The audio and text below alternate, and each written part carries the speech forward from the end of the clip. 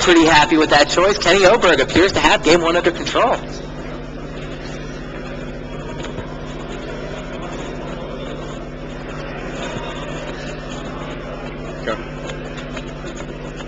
Kenny ships the turn back over to Luis, who has 2 Forests and a Llanowar Elf. He needs to draw running shamans here. Pretty much. Oh, Llanowar Elf attacks and kills Tezzeret. That's a nice play. Pretty straightforward, but not everybody will see something like that. Top 8, the light shining. I think Kenny's right to just spend 5 mana for... Effectively, he spent 5 mana for Trinisphere. Right? Sure. He tinkered. Regal Force looks like it went to the graveyard for LSV. Yeah, he started it. Can't play anything, so he's in discard mode. Chromox and a couple of lands for Vidalcan Shackles. Vidalcan Shackles, steal your land. Steals the Elf. Wow, now he can't even play the Shaman if he does top deck it. Go. Everything going exactly the way Kenny Oberg drew it up. Yeah, LSV scoops them up. Give me my Llanowar Elf back. Wow. Blisteringly quick game 1 victory for Kenny Oberg. That was the game where I had more of a chance, I think. Challenge for 1 is gigantic. I mean, the Challenge to the Void is another... You know, people talk about the Tezzeret. People talk about the kill spells. Like, by the way, Kenny's going to go get 4 copies of Fire Spout in his sideboard. Absolutely. He's going to just play an attrition war. He's like, every turn, my goal is kill however many elves you played out. You know, can you go off complete from nothing in 1 turn? That's the challenge. Luis either needs to kill on turn 2 before Kenny can get anything online, or he's just going to have stuff dying every turn. Yeah, Kenny said the only cards that matter in this match are his Fire Spouts, his Explosives, and his Chalice. Right. Now, the Chalice of the Void, if you look at Kenny's deck list, this may not be immediately obvious when you look at it, but there is not a single 2 casting cost card anywhere in his deck list. Like, when he put the deck together, he figured Chalice for 2 could actually destroy almost everybody in the field. Like, pretty much every deck has really powerful 2-drops. In addition, a lot of the blue decks have Spell Snares. Right. So it's just another, again, really sort of elegant, innovative deck-building element of this deck. Right. Not a 2-drop anywhere. And he's going to side out all his 1s this game. Is he really? Yeah, he sides out all his 1s. What are they, Stifle? Stifles and Spell Snares. That's all he's got at 1? I Yeah. mean, spell Snares, he said if he was playing one of the different elf decks, he might leave the Spell Snares in because he can set Chalice on 0 to hit Summoner's Pack. Okay. And then he can sort of Spell Snare Hive Masters or maybe a Visionary if someone's trying to get out of a bind. But against Luis, who's not playing the Hive Masters, he can just get rid of all his 1s, set his Chalice on 1. Yeah, Chalice 1 is ridiculous. And then just load up on his sweepers. Sure. Does he leave a couple hard counters in for Shamans, do you think? Is he trying to defend? He did not say he was taking them out, so... Yeah, I mean, that's a lot of... I mean, Stifles and Spell Snares gives him room to bring a lot of stuff in, so... Yeah.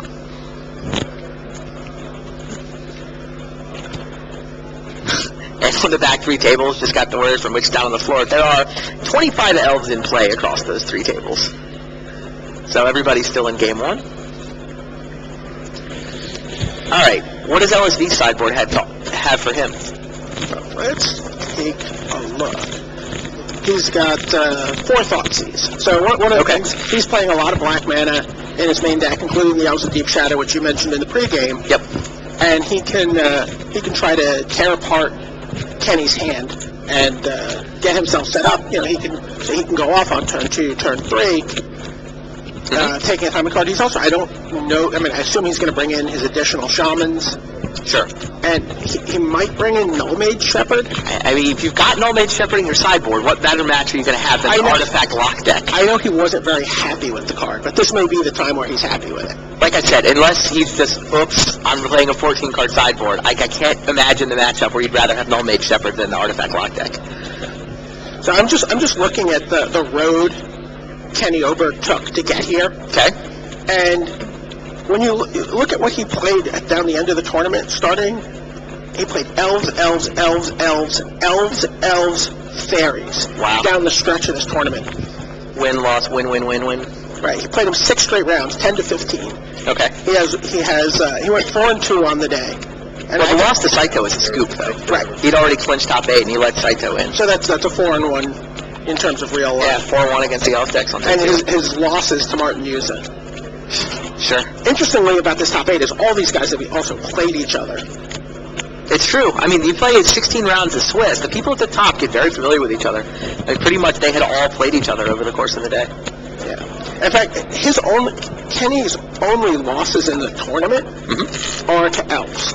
Sure. The squeeze to Saito and the loss to Yuzo. Yeah, the rest. I mean, he had the best record. He went 14-2. Right. The rest of his field, he 3-0'd Fairies, which bodes well for him in this bracket. He's 2-0 against Zoo. I assume all on day one.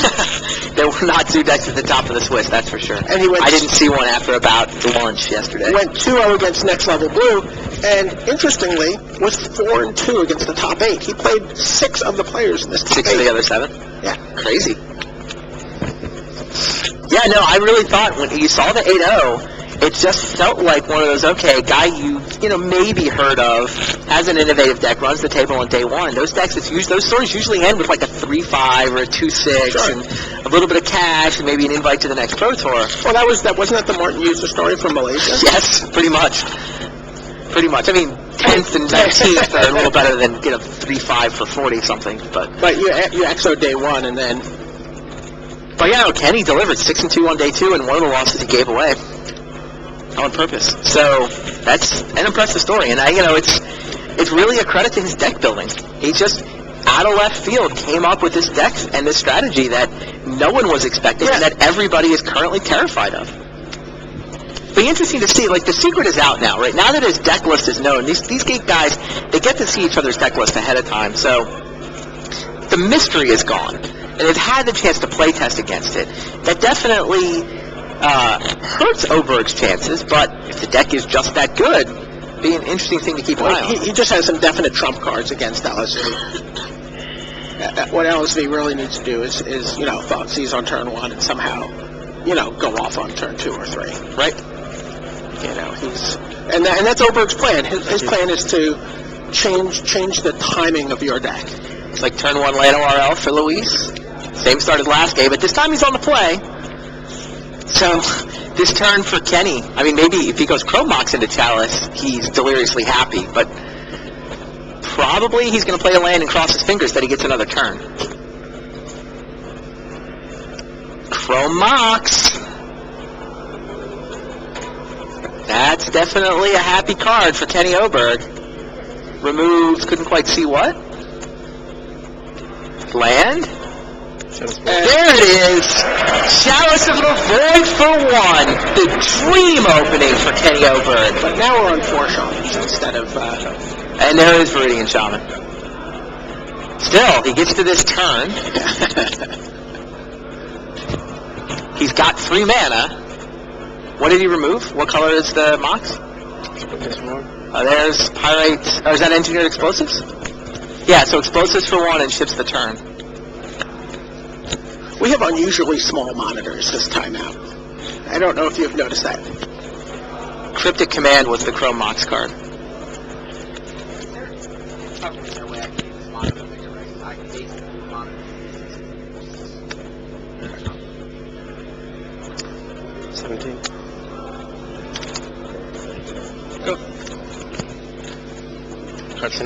Interesting, from the sideboarding, it sounds like LSV declined to put Thoughtseize into his deck.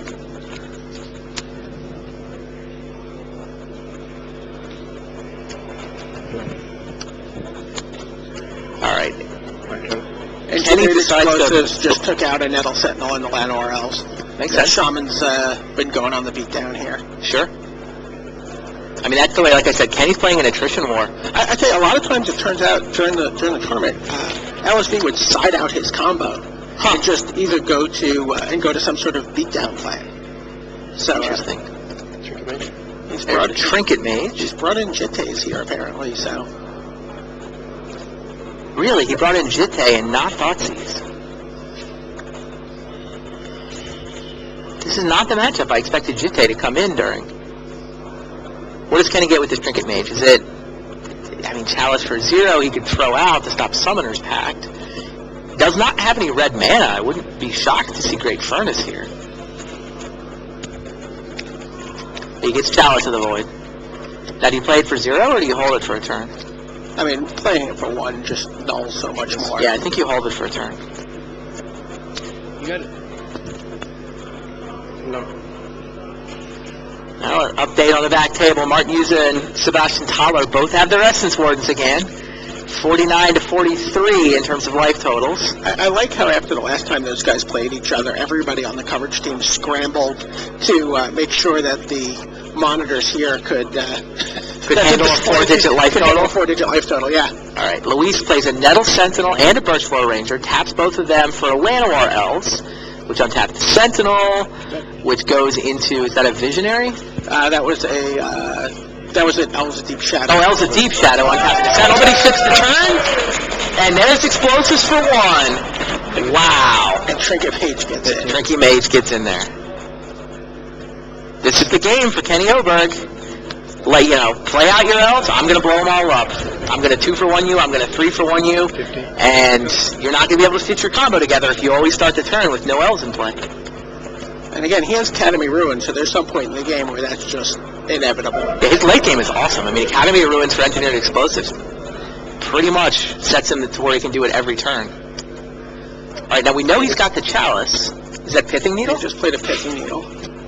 What is he going to name?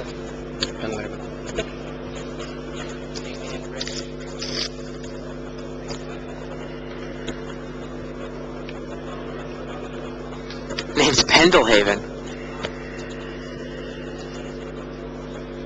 There's a Pendelhaven in play on Luis' side of the board. So now he can attack into the Llanowar Elf. And there's the Chalice for 1 that we saw him get.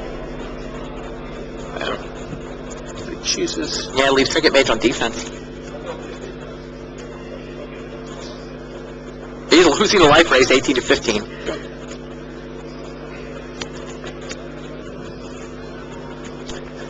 Suddenly it looks like a game of Seal deck. So Kenny's side of the board is Chalice for 1, Pithing Needle set to Pendelhaven, a Trinket Mage, and a Chrome Box. He's also got 3 lanes. Luis has got a Llanowar Elves and a Viridian Shaman. Luis looking over. He managed to shaman away 1 Chalice for 1, but now a second one has come back, and that shuts down pretty much, 30 cards from his deck. Go.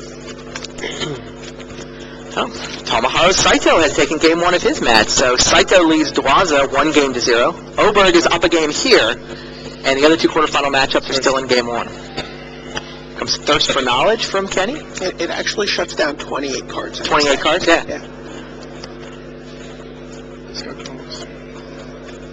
My turn. Kenny draws a couple of cards, filters his hand, untaps. There's the die, set to 1, sitting on top of Chalice of the Void. 28 cards have been turned off by that 1 card. Take 1. 14. Virtual card advantage.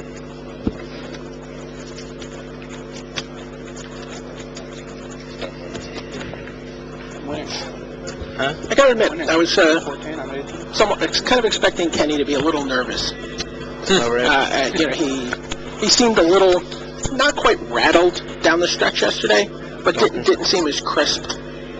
Vidalcan Shackles gets added to his board. But looks like he's going to steal Viridian Shaman, so Trinket Mage can get in there. But he just looks really sharp, confident. Knows what his deck does. Knows he's advantaged.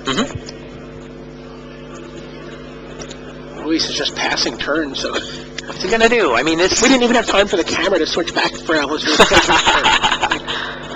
Viridian Shaman getting in there, along with the Trinket Mage. 4 more points of life. LSV down to 12. Were you expecting a blowout? I wasn't expecting a blowout. I wasn't either. Another Thirst for Knowledge.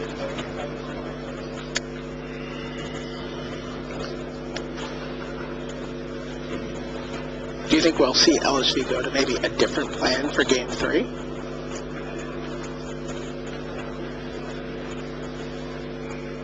I don't know. I would want Thoughtseize, I think. He felt that the matchup was close to 50%, although not in his favor when he was testing last night.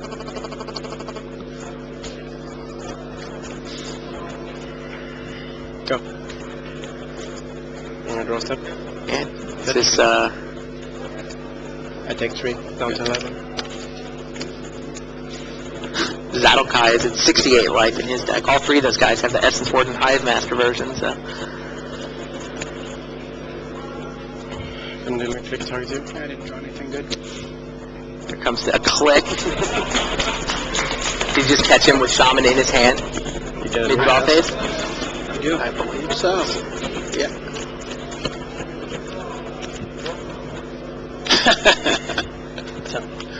In comes the elf.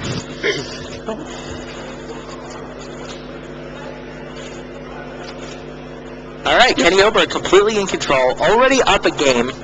Luis Scott Vargas finally making his top 8 debut. Definitely was on the short list of best players without a Pro Tour top 8. Bunch of money finishes, the U.S. national team twice, including a win. This is not the Pro Tour top 8 Sunday stage debut he was looking for. Go. Is that going to be enough to extend the hand? Yes. There's the scoop, and Kenny Oberg, 2 games to 0.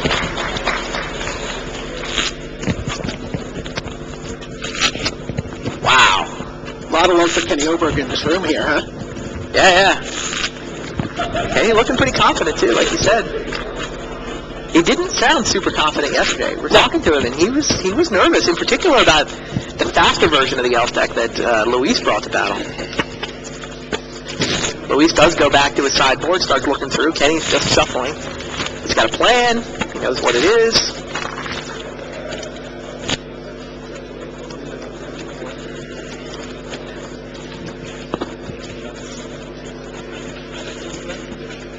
Interestingly, on the back table, German player Dennis Sinner, who's got the fairy deck in his top 8, playing against Zadokai. Zadokai has gotten 1 million life off of Essence Wars. Not actually 1 million, like 60. Sure, very close. But Dennis Sinner has now got a Jitte going, so he's starting to just pick off elves right and left. When the fairy deck gets the Jitte going, it is really hard to win with the elf deck. That definitely. I know a couple people who had talked about fairies and whether or not it was going to work in extended, Mhm. and it really seems like Jitte was the difference between getting that deck to work. No small part due to the presence of the elf decks this weekend. Absolutely. I mean, Dennis Sinner, if you read his top 8 profile, he says the reason he chose fairies is because it beats the elf ball deck.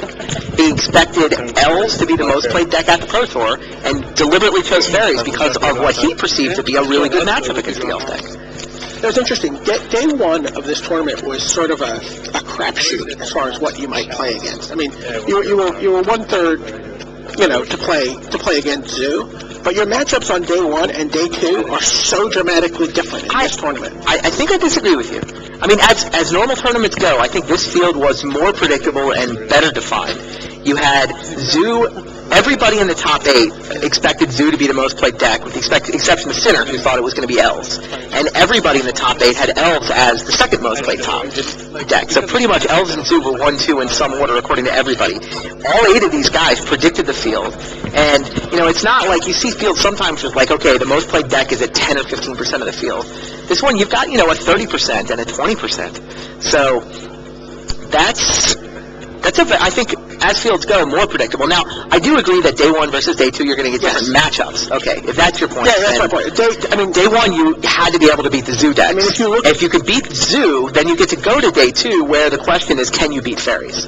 Now, if you look at what people did on day 1, they played maybe elves, maybe once or twice, and then played against 5 or 6 different decks.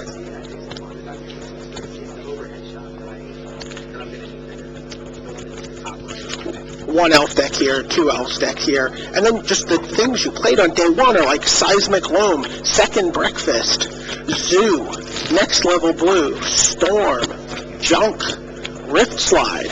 Yeah, the field was more diverse on day 1. Day 2 was all about the elf deck, so that's a good point.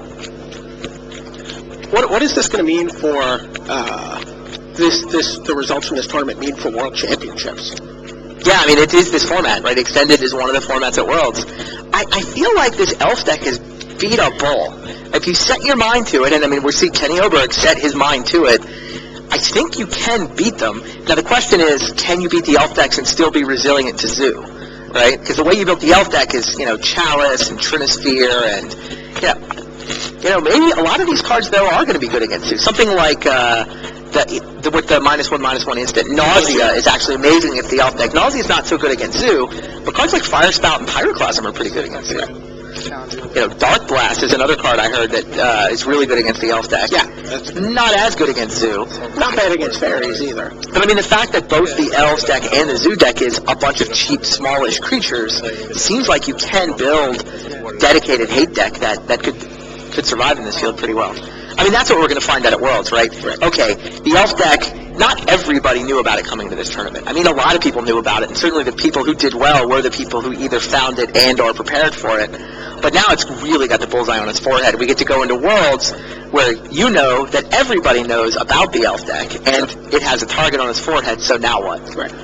Cover the Wizards logo on your shirt for a second and put your CMU hat on. Sure. You're going to World Championships to play. Sure. Just right now, not knowing which of these decks will win, because obviously the metagame is going to... If the Tezzerator deck wins the World Championships, Right. or the Fairy deck wins Pro Tour Berlin, it's going to change people's perception somewhat. Yes?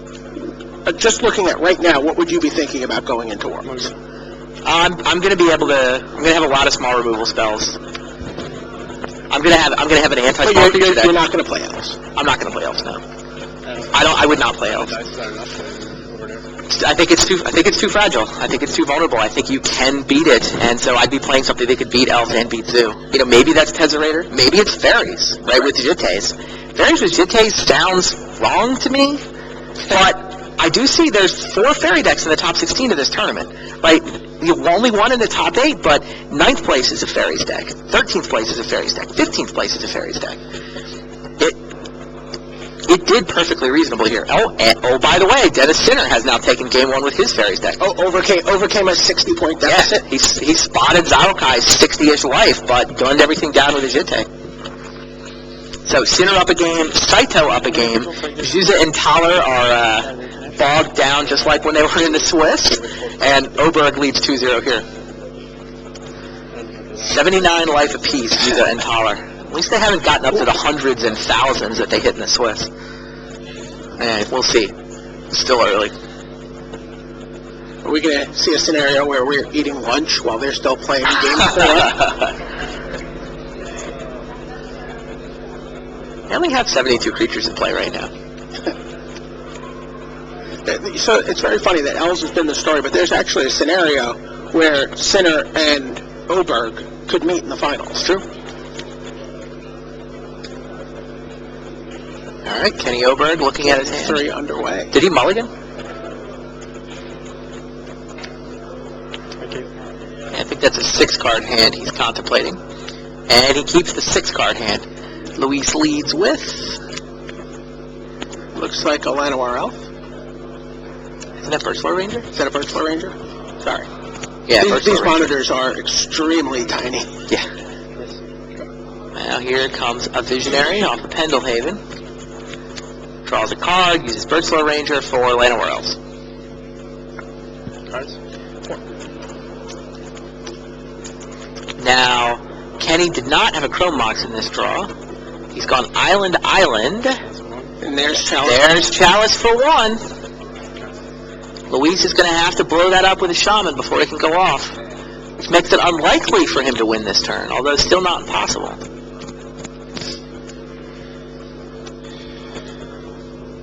Third land reveals Heritage Druids get Guiltleaf Palace untapped, and there's Jitte. Suits up Birchlar Ranger and gets in there for 2 counters and 2 damage.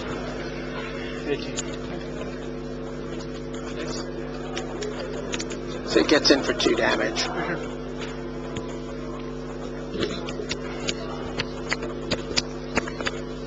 Interesting. He's definitely just Playing it to win decided aggro. he's playing a beat-down Elf deck.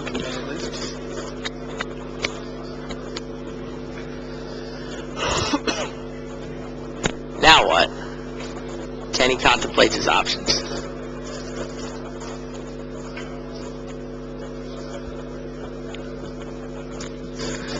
It's like Christmas morning here. Yes, a much larger monitor has just appeared, miraculously fallen from the sky.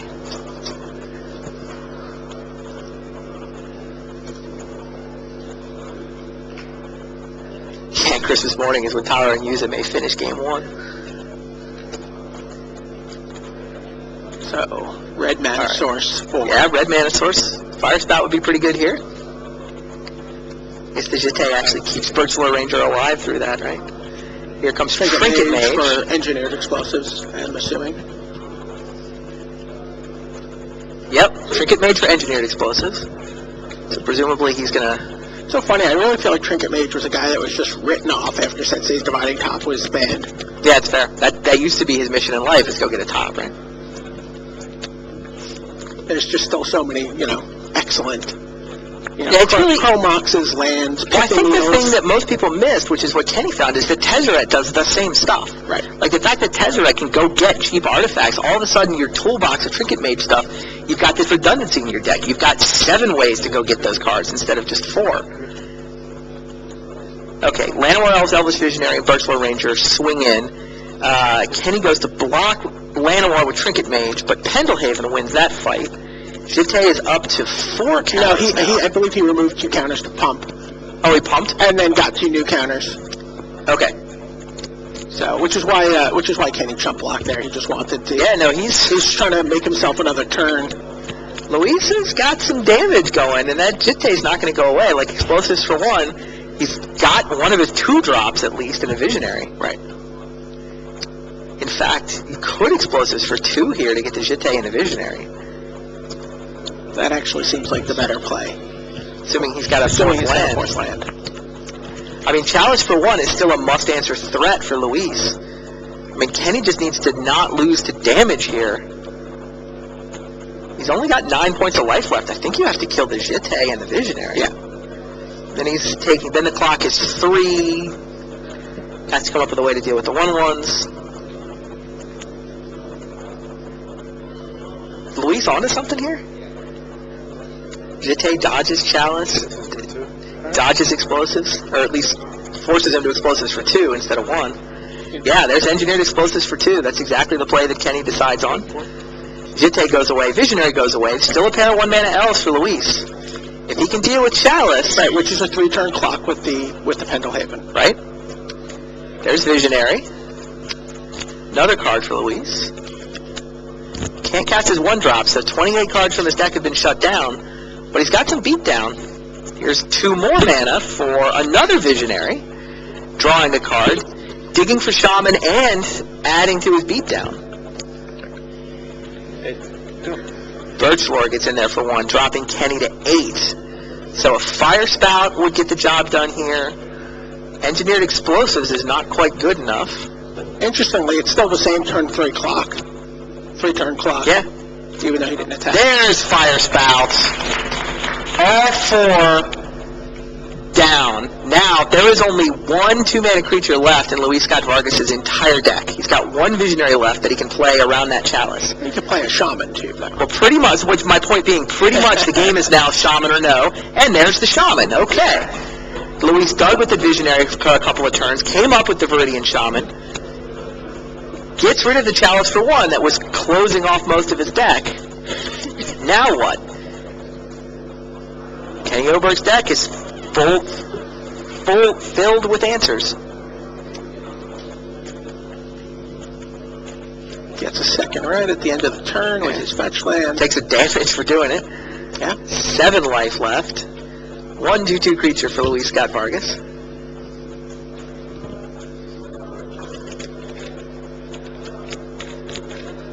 And he's got a reasonable handful of cards, right? Luis has, I think, 5 cards in hand. I think Kenny's got a couple too. He's got 4.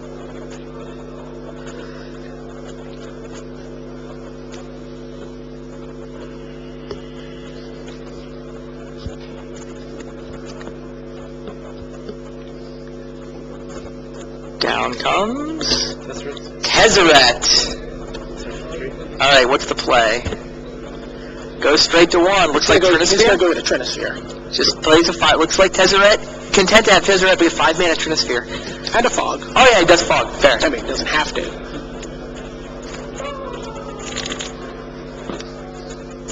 Trinisphere making it all but impossible for Luis to combo off. I think Luis is on a beatdown game plan now. Probably does have to finish off Tezzeret. Yep. So Kenny's got 7 life left. Oh, Viridian Shaman number 2. Down goes Trinisphere, and up goes the clock. There's 4 power worth of tutus over there. Kenny's only got 7 points of life left to play with. Really needs a board sweeper. Cards.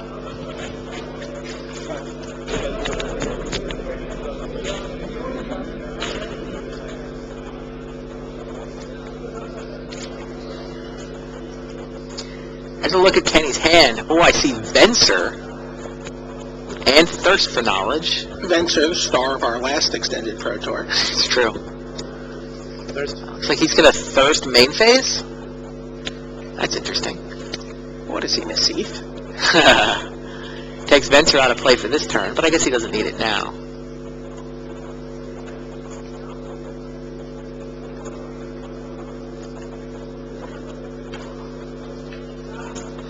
I don't know about that. The Thirst main phase? Yeah, I think I'd rather, wouldn't you rather hold on to, Venser mana? But he can do it next turn. sure, I don't know. He doesn't really want to bounce his Shaman. that's true.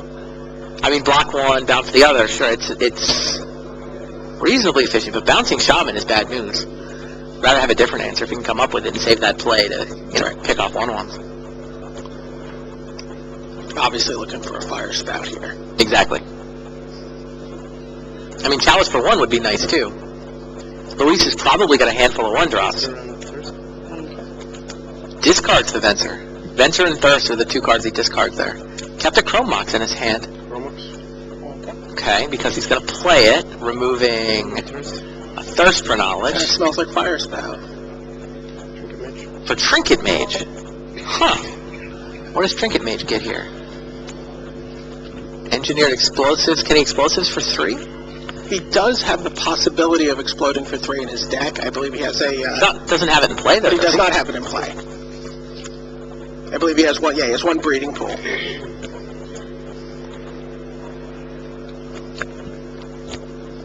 Interesting. So he's discarded the Venser. Really wanted that Chrome Mox. Uh-oh. Glimpse from Nature. Luis is threatening to go There's off. Heritage Druid. And there's Heritage Druid. This is, I believe this is going to be game. 2. 5 cards in hand. This should be good enough, right? Elves of Deep Shadow, drawing a card. Kind of wants a Nettle Sentinel, right? That's the missing piece. It certainly is. Right now, he's got 6 mana to play with already. So he should have all the mana that he needs. Not attacking. Eternal Witness. Draws a card first. Gets back. What does he get back? There's no Nettle Sentinels over there. There's Visionaries. Glimpse of Nature. First. Wait, how much mana does he have floating right now? Any? I don't believe he has any floating, but he hasn't played a land this turn. So he plays a mana, he can play a Plays the land, 1 so he has drop, to- and he has to get Heritage back. Druid is back. Yeah. He has to get back, I think the Birthflow Ranger or the Llanowar. Goes for Visionary. Did we misunderstand? He probably has nothing. Oh, if he else. hasn't landed an elf in his hand. Yeah. So there's land. Oh, past the turn. So Glimpse, not enough to go off, but certainly established a better board position. It's funny that Eternal Witness is another 3-drop. Explosives for 3 kills. Does he have lethal too? 2, 4, 6, 7, 8. I think he's got lethal damage if you to attack. But this Trinket Mage is still there to block.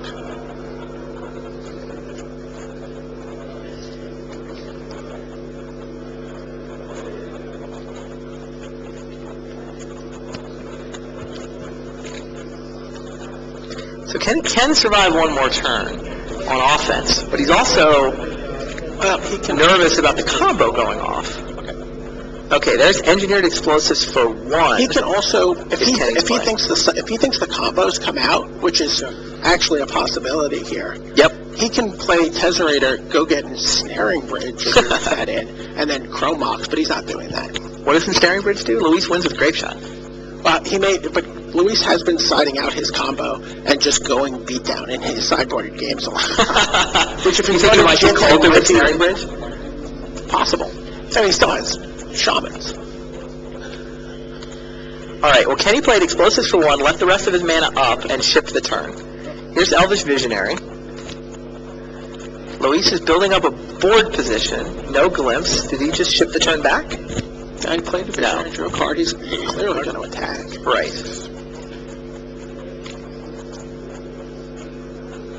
There's a lot of resources that went into that explosives for 1 for Kenny. Yes. 3 mana from Heritage Druid. For Jitte,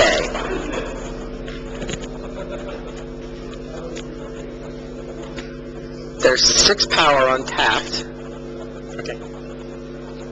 And he only gets the Heritage Druid if he explodes. Eternal Witness picks up a Jitte. And into the red zone, 6 power. Trinket Mage trades with the Eternal Witness. Jitte gets 2 counters. Kenny takes 4 damage down to 3. And Jitte is going to equip the Shaman. Yeah, Luis set up to win this game aggro. That glimpse last turn just let him rebuild his board. Undid all of the card advantage creature destruction that Kenny had done. Kind of a weird game the way this is played out. How many cards in Kenny's hand? 2. So is Ensnaring Bridge legitimate here? I mean, if he can... I think I saw a Tezzeret. I mean, I don't know if he Would it left even be in the deck? I don't know if he would have left it in. No, Kenny scoops him up, so Luis Scott Vargas has taken game 3. Big roar from the Americans in the audience. Yeah, Kenny Oberg still leads 2 games to 1. Does get to go first now, but Luis is on the board. What do you think of that Thirst for Knowledge play? I'm just not sure. I like it. I mean, Venser does so many things for him there. I mean, it lets him, if he thinks he's going to be comboed out, Right. he can disrupt the combo possibly by bouncing something. Right. He can counter a key spell. And if it's just the Shamans coming in for damage, he gets to bounce one and block the other. Right. I'm just not sure. So on the one hand, there was a decision to Thirst main phase, Right. which it sounds like you questioned. You'd rather just leave up Venser and be able to foil an attack.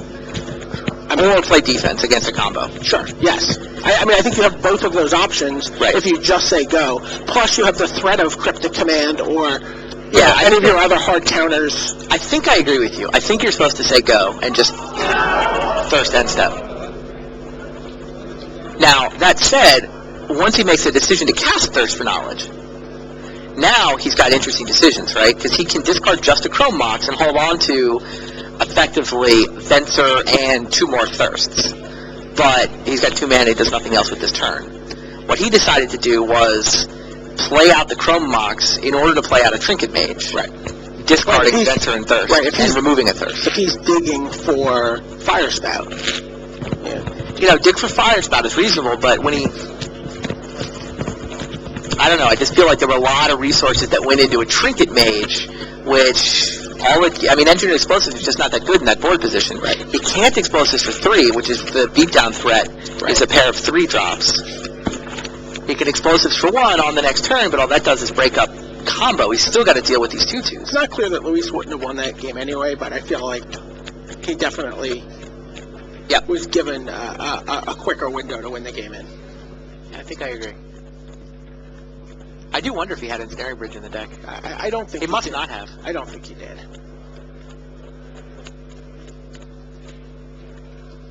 Certainly not a card you would think would be relevant. The way that game played out, the way Luis is playing this deck, it would have been great that game. He can Tezzeret for Ensnaring Bridge. A lot of resources discarding 2, then Chrome Mox them.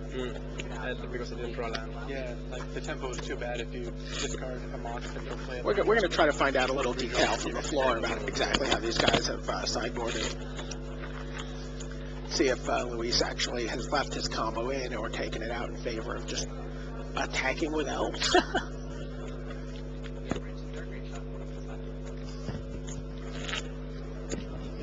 You know, against Zoo, Luis would side out his combo every game. Really? And he would just bring in Mycoloth. Wow.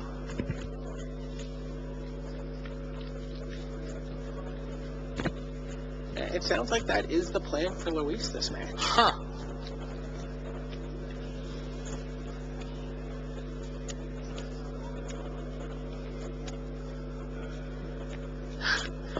And his Sinner on the back table between Threads of Disloyalty and Sower of Temptation.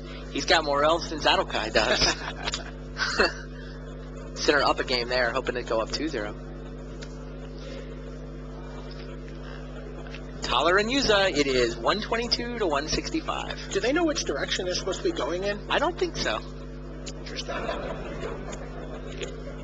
The object is to get the other guy's life total to 1,000, right? Is that how you win Magic? I think that's one of the. I think if you look on the back of the Tezzeret badge, that's one of the conditions on the road. Is it? They've got all these accomplishments you can get around the Pro Tour. So if you don't know what we're talking about at home, there's a Planeswalker's Guide to the Pro Tour, Path to the Pro Tour promotion going on. So when you show up to the Pro Tour for public events, you get a badge, and it's got 20 sort of achievements or accomplishments that you can do. You know, play in a standard public event, play in a sealed public event. But then there's some tricky ones like control a creature with 20 or more power, deal 20 points of damage in a turn. Tricky? These ones are tricky? Harder to achieve, more impressive if you get the stamp. So, you know, you have 10 or more cards in hand, you call over the judge, you get your badge stamped. Say, yeah, control 2 or more Planeswalkers is on the list. They do not have commentate on the Pro Tour Top 8 on here, but they do have Win Pro Tour Berlin. I have. So that stamp will be given out precisely once. I have taken a demo of Duels of the Planeswalkers. Yeah. I do not believe I've defeated a gunslinger in a game of Magic, since the only gunslinger I've played is Mike Turian. He's hard to beat. And I haven't beaten him all weekend. Is it just a combo card? There's been a lot of drafting going on at the bar after the Pro Tour involving Mike Turian. Sadly, I have had one of each basic land type in play. In limited. Yes, you have. Ace 100%. I can't do number 20, though. Very good. Nope, Win Pro Tour Berlin is a tough one. Which I think How did we get off on that? Oh, have 100 life. Yes. Get to 100 life, not on the badge. Maybe it will be for Worlds. Promotion's going to be going on at Worlds as well, so tons and tons of public events there if you want to come to Memphis in December.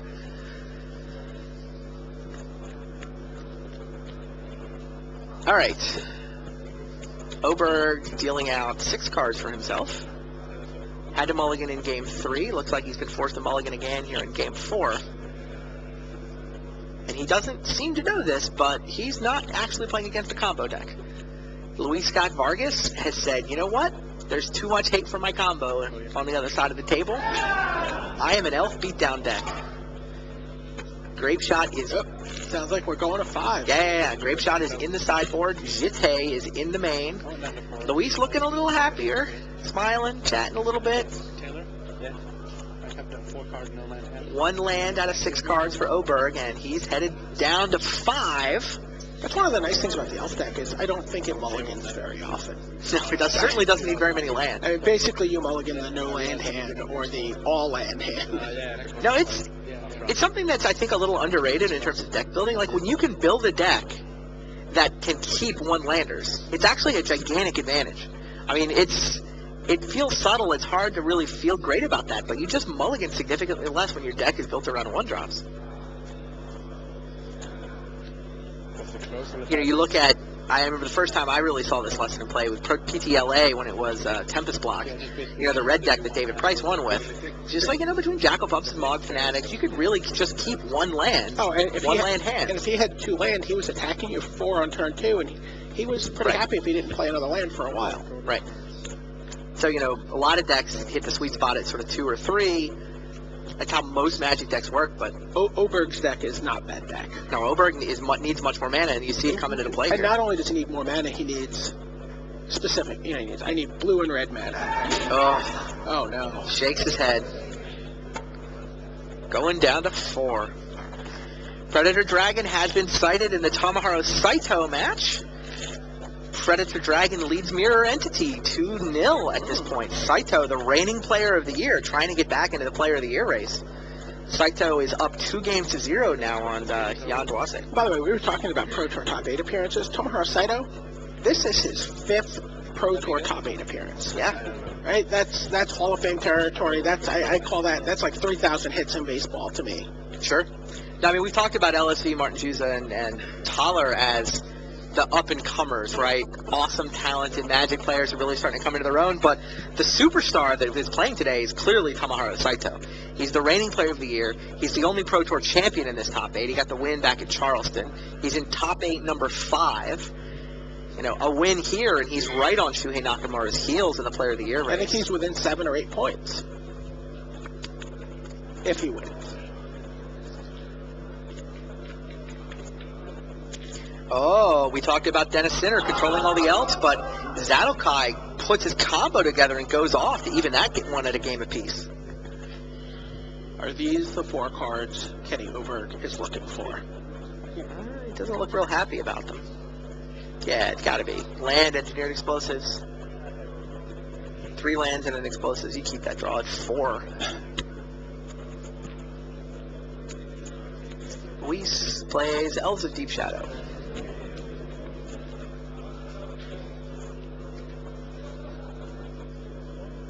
We're almost at 500 total life in the Taller Yuza matchup.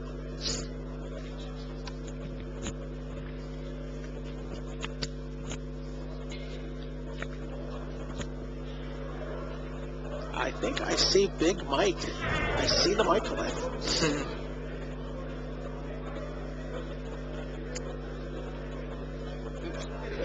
Glimpse from Luis, which is just a pure card advantage play.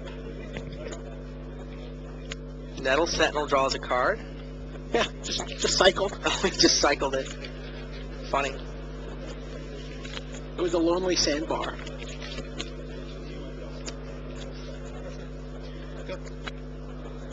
Pair of 1 drops, so explosives for 1 is worth doing here, right? Hearing people talk about the elf deck, they said if you don't fire spout or explosives away, He says well, go? Why did he say go? He's slow rolling explosives? I think he's hoping that Luis will overcommit to the board. Or maybe he's figured out that the combo is not there and that's not Luis's plan. Huh.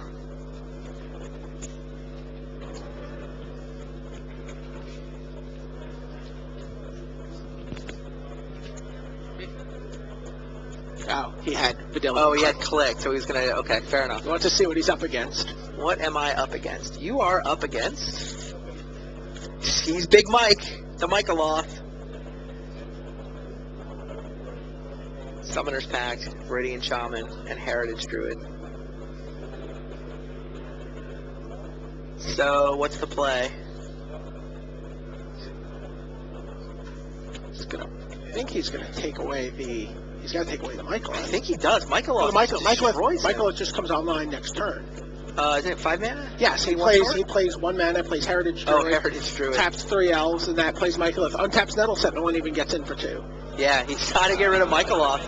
Hilarious.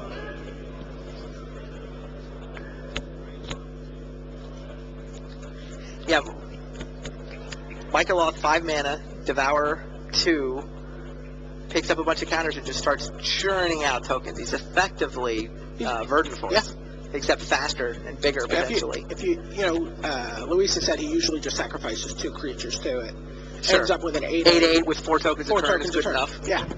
He didn't really feel... He thought anything more than that would be gauche. Luis declines to attack. Don't you send Nettle Sentinel in there? I guess maybe Trade he it for was the 3/1 flyer?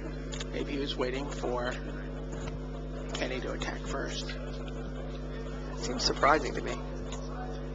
The fact that there's removal spells, like Engineered Explosives for 1, for example, I think I'd be willing to trade that. I mean, Luis is playing a beatdown game. Unless he sided the combo back in this game. All right, there is Explosives for 1. Yep. And Kenny ships the turn. Yeah, but if you think he has explosives, you attack because he's not going to trade his Vidillion click for...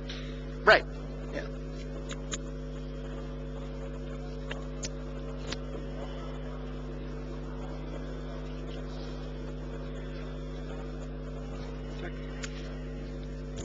Luis attacks for 3. Kenny can either take it or blow them up with the explosives, and looks like he's going to take the damage. Prefers to keep the threat of blowing up more elves to slow Luis down, prevent him. Well, he's winning the race, right? Yeah.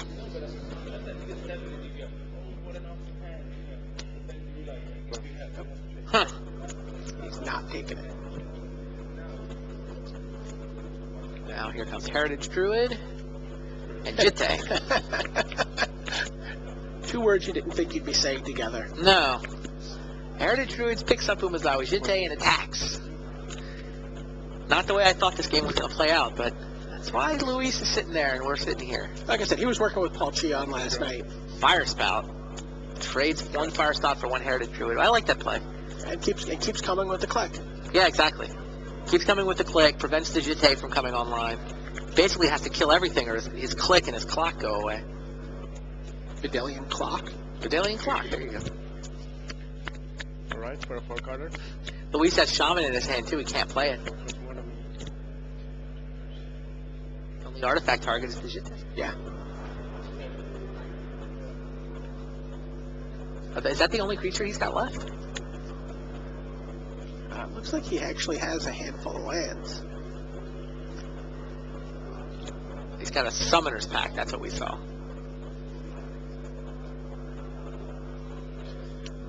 Looks like he is gonna Summoner's Pact. What do you get here? He gets Big Mike. Just as a 4/4? Right, he goes land. Yeah. Dirkwood Boars has entered into play, ladies and gentlemen.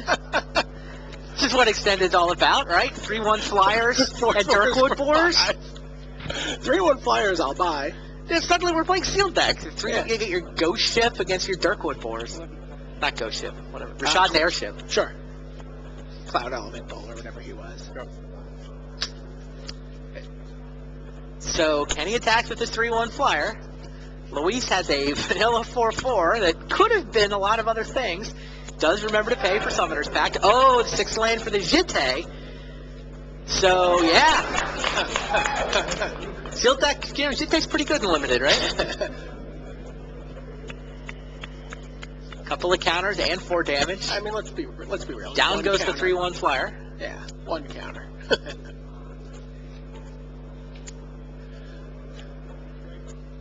Thirst for knowledge. What does Kenny do against a 4/4 holding a Jitte? I mean, he has Fencer, he has Cryptic Commands. I mean, he can bounce it at end of turn, counter it. Ensnaring Bridge, if he brought it back in. I don't think he brought his Staring Bridge back in. I wonder if he'll figure that out by game 5. Yeah, he's lost. Now that he's looking at the Mycolith. Pump the Mycolith, put 2 counters on the Jitte. Uh-huh. 6 damage. Kenny is at... Board shows 14, but I think it's lower than that. Yeah, 8. There you go. So, Luis is threatening lethal next turn. Visionary and Nettle Sentinel.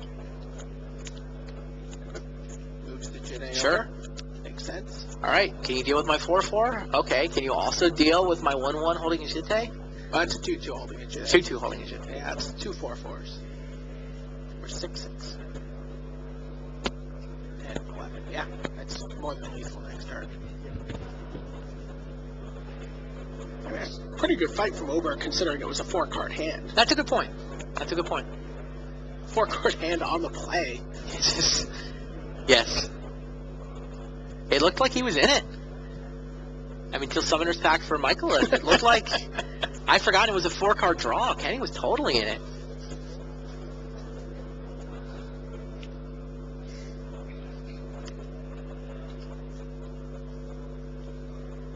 Riptide Laboratory. So now he's got, he can create a situation where if he has, say, a Venser or something like that, he can...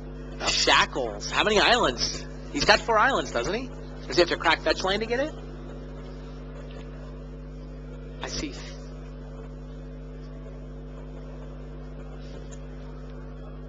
So, Yeah.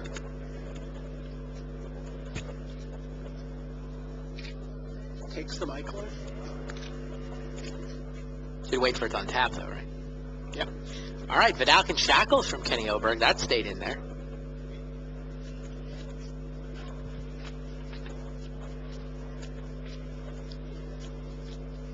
Huh. So Kenny's got Vidalcan Shackles. He does have 4 islands. He's only got 7 points of life left because he had to crack that fetch land. He's looking over at a Nettle Sentinel holding a Jitte, a Mycoloth that's just a vanilla 4/4, and Elves of Deep Shadow.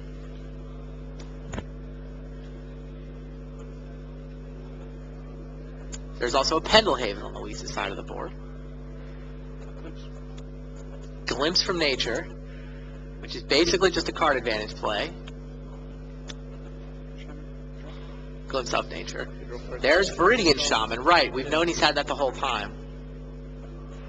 Draw a card first. Draw a card first. Then kill your Shackles. Targets the Shackles. You steal something to turn Summoning Sickness on, right? Oh, he stifles the Viridian Shaman. Wow. I wasn't even expecting Stifle to still be in his deck. Yeah. Stifles the Viridian Shaman come into playability. Wow, Kenny was 3 steps ahead there. That's awesome. Originally, his plan was to take those Stifles out, but I guess it sounds like he took one out, but Stifle, I don't know that changes everything. Luis is slowed in his tracks, staring, going, okay, now what do I do? I thought I had an answer. I do not have an answer. I have a 2/2, and now you've got my 4/4. He attacks into it, right? Yep. Yeah, I don't think he's got a choice. He's got to just plow through it, but then his Shackles is going to get reused. So Luis sends Elves of Deep Shadow into the red zone, along with the Nettle Sentinel holding a Jitte on, is it 2 counters? 2 counters. I don't know if he's going to kill the Mycoloth. He might just let the Nettle Sentinel die, pump the Visionary, And then he's put got 2 4 counters on the counters. Jitte. No, he'll pump the Jitte and then put 2 counters on. Oh. All right. Mycoloth is going to pick off Elves of Deep Shadow. So Luis... So the Mycoloth can't die to the Jitte here. Oh, it's an Elvis Visionary, my bad. So Visionary is going to die. Maybe. I mean, he could pump the Visionary. I don't believe he will. Jitte gets anybody +2/+2? No, maybe Oh, not. Pendelhaven can... Yeah, I'm sorry, Pendelhaven. But that doesn't... Mycoloth is going to kill the Visionary. Nettle Sentinel can deal as much Sorry, as gives 6 anyone damage here. -1/-1. Right. Yeah. I guess Pendelhaven and 2 counters would keep the Visionary alive, in theory. Yeah. So Luis is going to pump the Visionary and do -2/-2. So that's going to kill Mycoloth. Keeps Visionary alive. there we go. 2 more counters. So 2 damage. It's interesting. He could have put Kenny at 1. He declined the option to put Kenny at 1. I think I would have put Kenny at 1 there, but it's tricky. You put Kenny at 1, you've got multiple attackers left. You got 2 attackers. You still have your... But he's willing, he says no, Kenny's at 5. Problem is Kenny gets to untap his Vidalcan Shackles, steal something again. Right, but if he steals Nettle Sentinel, it won't untap. Sure. And he can't steal Shaman because he can make it bigger. He doesn't have enough. Oh, interesting. He only has 4 islands, I believe. So, It's been a great game for a 4-card mulligan from Oberg, that's for sure. Kenny Oberg leads this match 2-1. He just challenged for 1, came out in a hurry in both Game 1 and Game 2. But Luis Scott Vargas, who was taking his combo deck and turned it into just an aggro Elves build, has taken Game 3. He's threatening to take Game 4. Kenny's now got a Vidalcan Shackles, making his life pretty miserable.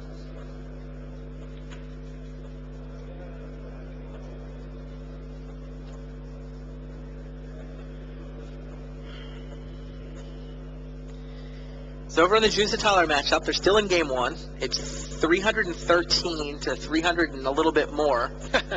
But Predator Dragon has come into play for Sebastian Thaler, and he is calculating quite how big to make it.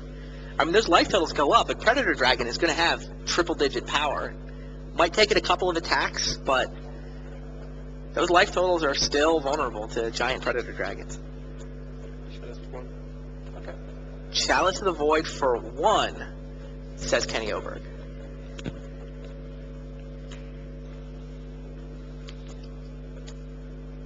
All right. Kenny has Vidalcan Shackles and the ability to steal a creature. Luis, he probably cannot steal the Shaman. right. He has to take the... He has to take the Visionary because the Jitte can make the Shaman too big. Luis is going to ping off the Visionary with a Jitte counter. Shaman gets through. He's going to get in for 4. Yep, presumably He's going to get in for 4 and get 2 more counters, putting Kenny at 1. Yes. I'm at 1. Now, what does Kenny Oberg do? Like fire spout and then shackles. Yeah, Jitte has been Maybe a awesome. Maybe a well-drawn ancient grudge.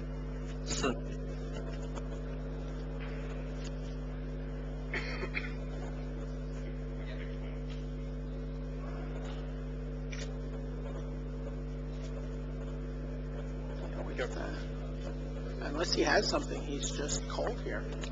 Yep, can't steal the Shaman because of the Jitte counters. Nettle Sentinel hangs out untapped. Yeah.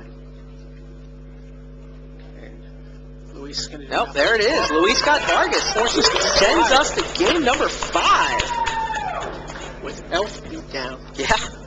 Elf Jitte beatdown. Better than Rashad and Airship. Jitte's a good card in Limited.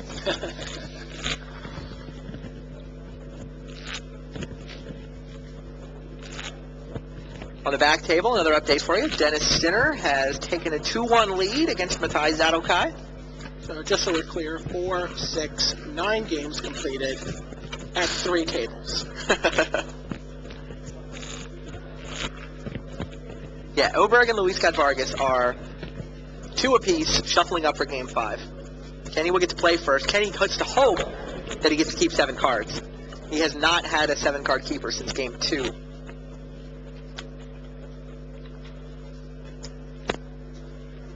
I'm a Wow. little disappointed. Sebastian Tyler's Dragon, drum roll please, 278, 278.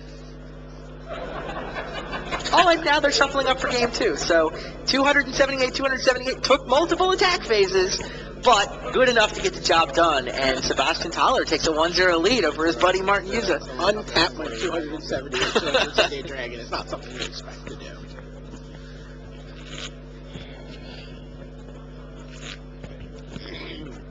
All right, so Tyler up a game against Yuza, and those matches should be a little more interactive after sideboarding. Or as Pontiffs come in, they can get chords. They're not going to get the hundreds of creatures in play that they had that game.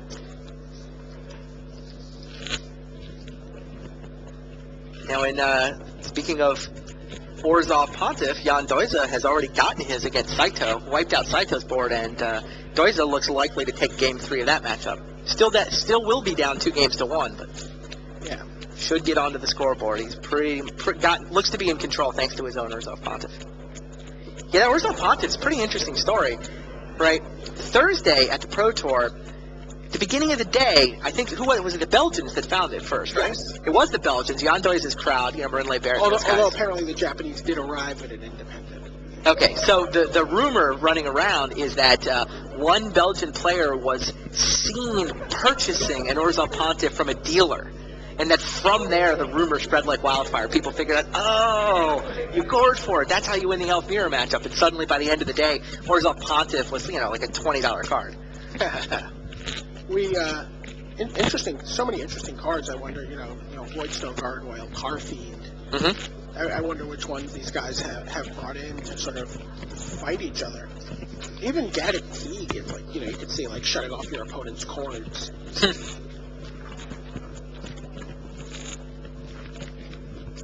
We'll find out. They'll But still first, be playing. yeah, no, I want to see what happens here. I mean, this is really a lot. I feel like the moral soul of the Pro Tour is on the line here somehow. The Tezzerator is such a cool deck. The Shards of Alara Planeswalker, the guy that's on the badges that everybody's accumulating achievements on. The rogue deck builder that comes out of Sweden with his crazy idea. It actually works out perfectly this time. Versus the scourge of the Pro Tour, the dirty combo deck. Luis is definitely the dirty combo deck version. I'll give Tyler and Yuza a pass, right? Predator Dragon is cool. 278 Predator Dragon, that's cool. Grape Shot, less cool. Storm in Elves, not so exciting. Although, to Luis's credit, the deck he's playing after sideboarding is even a combo deck, right? It's just sort of a worse version of the Hollywood Elf decks. without removal and with Jitte. Yeah, but at some level, it's like a better zoo. It's like zoo with card advantage so that it doesn't die to mass removal. Right. Right, that was very interesting to see him do that with the glimpses. He was like, okay, I'm going to play 2 guys this turn. I might as well glimpse and get something back for those 2 guys because I know he's going to kill them. Right, right. Oh, is that another mulligan? Wow. Kenny Oberg mulligans for the Fifth time in the last across 3 these games. last 3 games.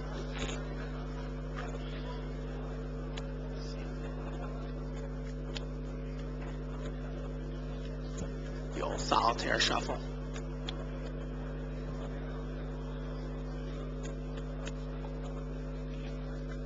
Wow, he can't be feeling good about that. Sarah looks on over the festivities.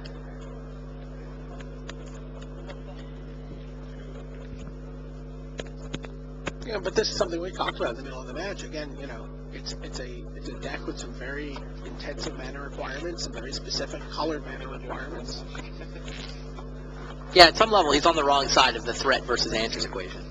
Right? He's obliged to answer every threat that the opponent puts out.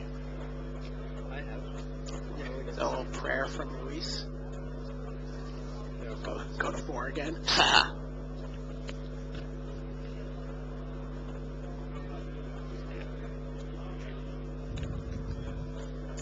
One, two, three, four, five, 6. 6 cards for the soul of the Pro Tour.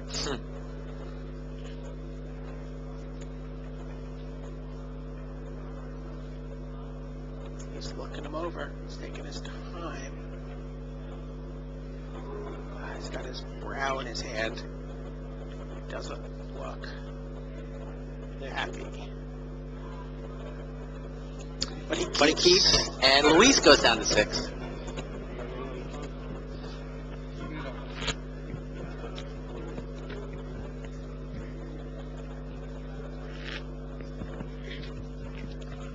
Martin usage looks like he needs a break. Wanders off. We've played 1 game. That's enough. I gotta go find a rest.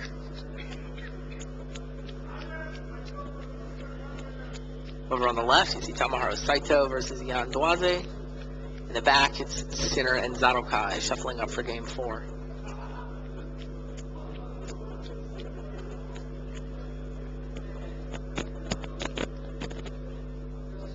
What kind of hands do you think you mulligan with if you're Luis?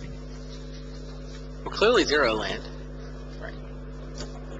Not sure what else. I mean, do you mulligan a 3-land hand? Or a 4-land hand? 4 land, you gotta think. I think 4 land, you probably mulligan. I don't think you mulligan 3. Not unless. I mean, if I can also imagine a hand that's like a bunch of Viridian Shamans and Jittes and just no pressure. Right. 3 land, no 1-drop. I might mulligan. All right, we're off and running. 6 cards apiece. 6 cards apiece. Kenny Oberg leads with an island. Llanowar Elf from Luis. A beautiful, beautiful beta. Beta Llanowar Elf, it's true. And he's got the Ice Age snow-covered forests in play, too. This draw brought to you by the year 1995. Wanya. It's funny, I can see Luis had another elf in his hand. He chose not to play it. Doesn't want to overcommit and get explosives down. So I think the plan is to, build up his Jitte, get in, and just get in for 4 or 5 with a guy each turn. Sure. Island, island, island from Oberg.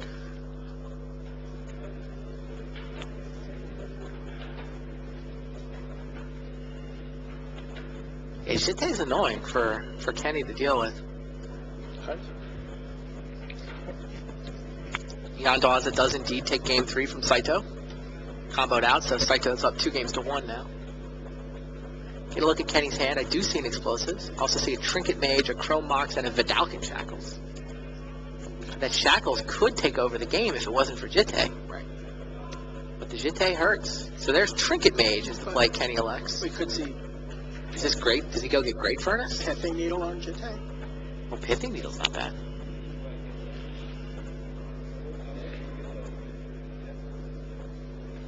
I don't think he's got any red mana, though. I mean, Great Furnace has got to be tempting. And then he can Explosives for 2 to get to Jitte. eyeballing the needle at the moment.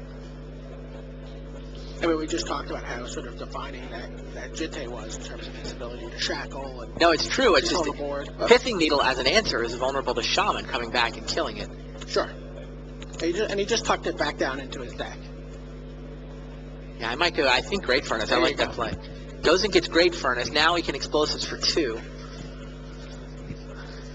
Probably trade Trinket Mage for Elf and a counter, and then Explosives for 2, something like that. Sure. Sees what Luis does on his turn. Now Elf picks up the Jitte. Trinket Mage does indeed block. Of course, that's what I presumed. 1 counter on the Jitte sitting there, and Luis plays another Elf. So Kenny's got a Great Furnace in his hand that he just got with Trinket Mage. We expect to see that. Probably followed by Explosives for 2. Well, there's Pyrite Spellbomb. And he nails the Elf. Interesting. Would you nail the Elf there? I might wait to make him spend mana to put the Jitte on it. He denied him the ability to tap the Elf for mana. Oh, there is... Checks to make sure it doesn't say non. Oh, it gets the Great Furnace. I was going to say that anything he gets is vulnerable to the Shaman. Wow. Here comes Shackles. Yeah, but the Jitte, he chose to Pyrite Spellbomb the Elf instead. If he could have done the Explosives for 2 to deal with the Jitte. 17. Now, how does he... Now it's 3 counters on the Jitte. I guess he just needs to draw red mana into Explosives for 2. I don't know about picking off the Elf there. 4 islands, so this will cost him 2 Jitte counters. Seems like the right play to force him to use them. Still all blue mana for Kenny. He just put a marker on top of his deck. He has some upkeep effect. He's going to want to... Well, he wants to think about the Shackles, probably. Yeah. He's trying to remind himself to untap the Shackles. Luis's hand is Summoner's Pact. Which is going to go get a Viridian Shaman. Yes. Viridian Shaman, down goes Shackles. I think it's just amazing how Luis has just transformed this matchup into something other than what I'm impressed. anyone thought it was going to be. I am very impressed by Luis Scott Vargas right now.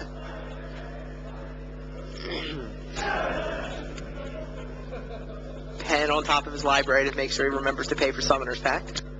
I heard at least one story of someone who had the counter on top of their library who just said, What is this for? here Go away. Birchlaw Rangers. Luis Scott Vargas is really going to come back and win this with an aggro Elves beatdown deck. He's just Jitte against the Tezzerator.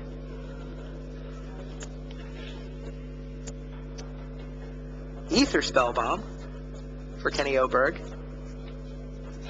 He does have Engineering Explosives in his hand, which could deal with the Jitte, but he's got no red mana. And not a ton of time.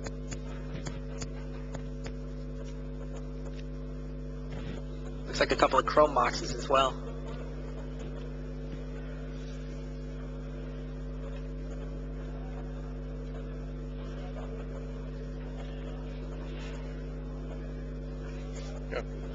So it sounds like the break Martin Yuza had to get up was not a bathroom break, Yeah? but a travel agent break. He has to rebook his flight home. Yep. Spellbomb bounces the Shaman that was holding the Jitte. Makes sense. And sort of negates the Shaman for the time being. He's not Yes. going to replay it. No more Jitte counters, takes 3 damage. Can't be happy to be bouncing a Shaman, but you do what you gotta do. There's the Flooded Strand. Cracks it, takes a damage, finally he's gonna have to take 3 damage to get that red into play untapped.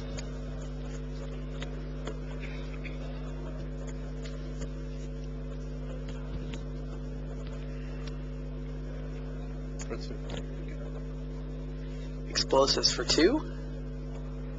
That's the turn.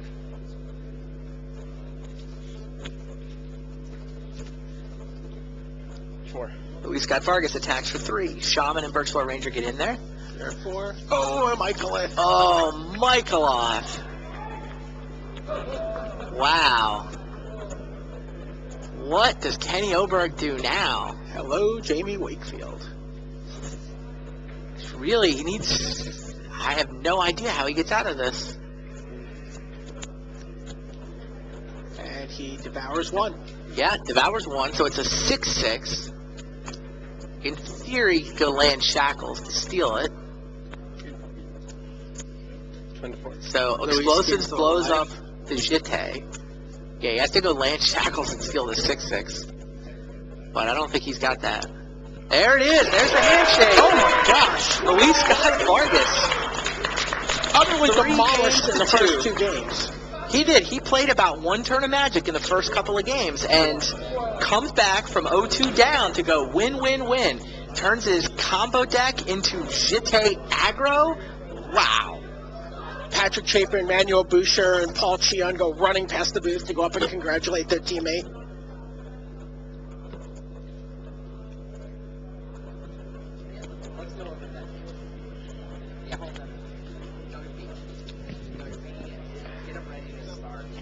Sounds like we're gonna Yeah. check in on 5-time Pro Tour top 8 player Tomohiro Saito. Yes. The reigning player of the year Reigning currently player. leads Jan Dawaza 2 games to 1.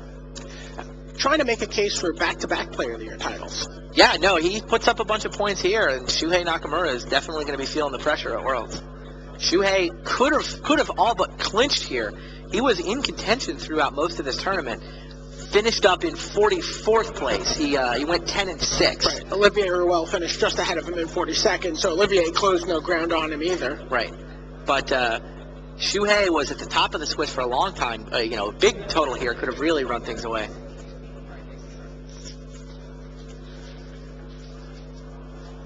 But yeah, Saito, reigning player of the year, first big result for him this weekend. I mean, we'll see. 12 points for top 8, that's one thing, but 25 for the win would be completely different. Jan's gonna mulligan.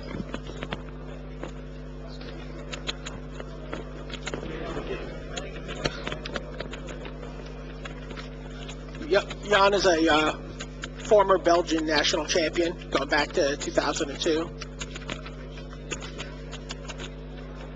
And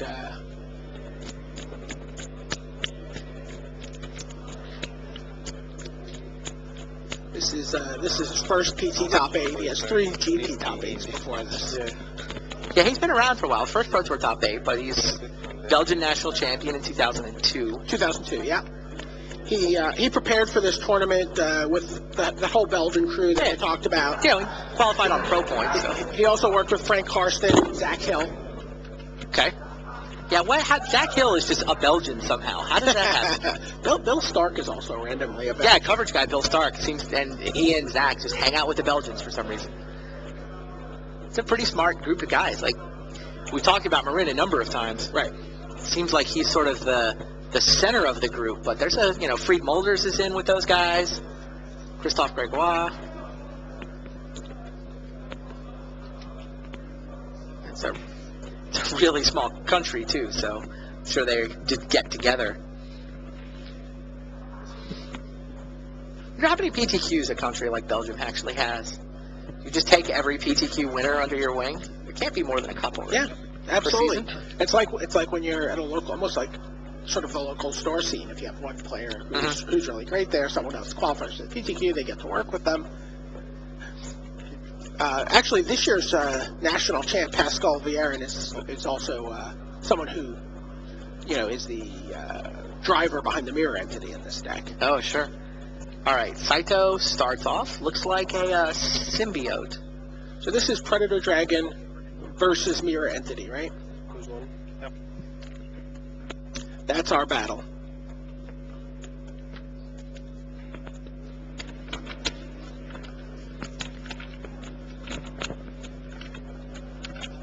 So Grape Shot Elves has advanced. Yes. It has passed its first test. True. Wasn't really Grape Shot Elves for 4 of the 5 games, but the Fair build enough. known as Grape Shot Elves. Sure. So it'll be interesting to see which of these elf stacks sort of establishes dominance over the True. resulting extended metagame. I mean, here Jan's got the Mirror Entity version. Saito is with Predator Dragon.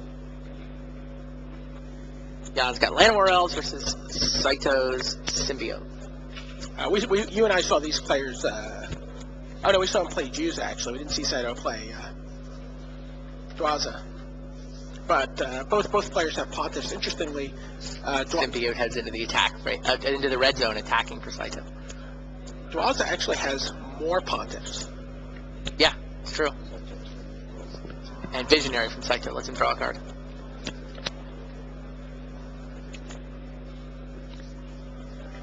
Oh, on the back table, Matai Zadokai equalizes at 2 games apiece, so they are headed for Game 5 now.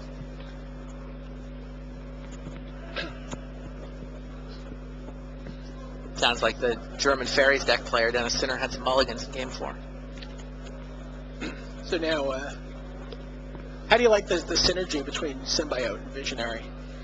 I think it is essential to the core of this deck. Like, people talk about, oh, it's all about the untap, it's all about Nettle Sentinel. I'm like, you can do a lot with just a Symbiote and a Visionary. You know, Symbiote, it's untapping things, it's got like the Nettle Sentinel. It's kind of like the Symbiote is the backup plan for Nettle Sentinel, and it's the backup plan for Glimpse from Nature. Right, absolutely. It's a really powerful card. There is a Hive Master for Dwaza.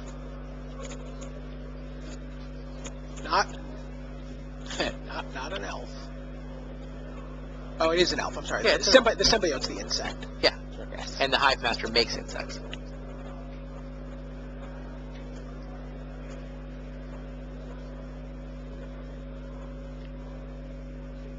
And the fact that it sees your opponent's elves means that, you know, you look at Jan Dwaza's board right now, he looks pretty helpless, right? 2 tapped lands, tapped Llanowar Elf, untapped Hive Master. But if Tamahara Saito combos off right here, he's going to be playing enough elves that all of a sudden there's 9 insects on Jan's side of the table. He can tap them for a Chord of Calling out of nowhere, bring into play, you know, Orzhov Pontiff to bust up the combo, bring into play mostly the Pontiff. I don't know if he's got other instant speed effects, but from that board position, Jan is actually threatening to bust up the combo in the middle. Right. He's really powerful. Yeah, the cards he can really bring out in this are Regal Force to draw a ton of cards, and then the Orzhov Pontiffs, which he has 2 of. Yeah. So. But yeah, Yeah. and that's huge. Your opponent's going off; they think they're in this dominant position, and you're like, Right. This is why I still, I mean, all props to LSV for finding ways to win, but I think Hive Master Chord of Calling is just worth playing for situations like this. Like, Luis's deck is a little faster, and maybe it's a little easier. I mean, I think you could take this version and play it aggro if you wanted to. But just that Hive Master Chord engine seems so powerful, including the mirror. I don't know how much Luis expected to play the mirror, so may have just said, whatever, mirrors are random. But if one guy's got Hive Master Chord in the mirror and the other one doesn't, I feel like a giant edge for the Hive Master Chord of Calling player. again, Luis can ignore all that. He can say, fine, you know, you popped up away my board, Right. but I'm just going to Grape Shot you. Martin Yuza has equalized at 1-1. Although That that game went a lot more briskly. Yes. 2 Wirewood Symbiotes for Tamahara Saito.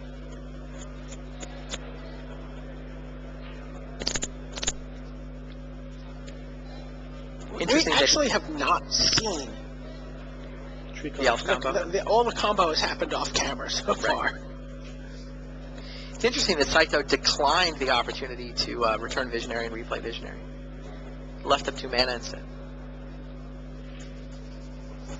We have a Chord for 2.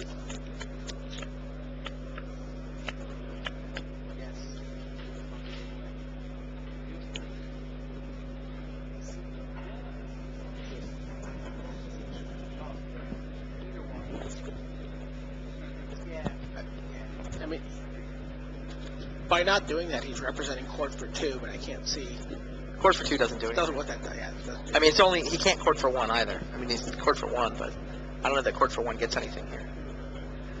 Yeah, I mean, he can get any random elf. Right. Now, does Saito go to his little, one of the interesting cards in Saito's deck that's not in the other elf decks. It's peculiar to the Japanese list, I believe, Second Hive Master comes down for Yondoiza. is Blasting Station. Right. So I wonder if does he bring that combo in this matchup? I would think so. So the reason he didn't play the Visionaries, I guess he just didn't want to give more he didn't want to give more insects and more cord mana to Dwaza. Maybe. 3 cost. And he definitely won't be doing it now.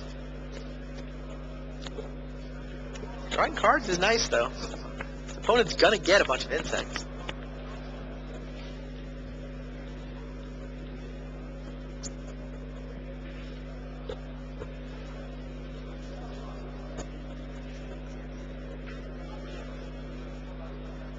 Yeah, Saito doesn't return. He could have returned Visionary there at the end of the turn. Okay, 3. He is cording. Yep. Is this end step, or did he untap? It looked like he had untapped. Well, if he wanted for 6, then he had to. This is the Pontiff. Yep. Untaps and cord for 3. Pontiff will wipe out, use his entire team. An insect, 2 Hive Masters, and Black World. And that's really the beauty of the cord version versus the Weird Harvest version. Yes.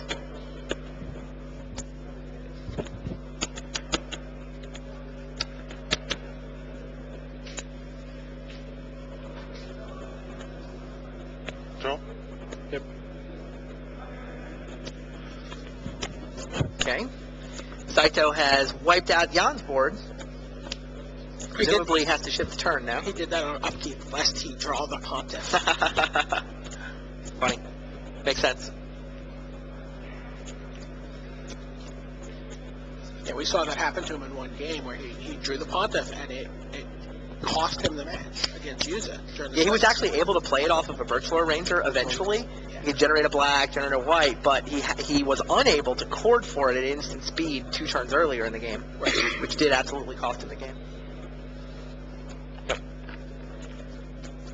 So Saito has Orzhov Pontiff, a couple of Symbiotes, and an Elvish Visionary. He's also got 4 land in play.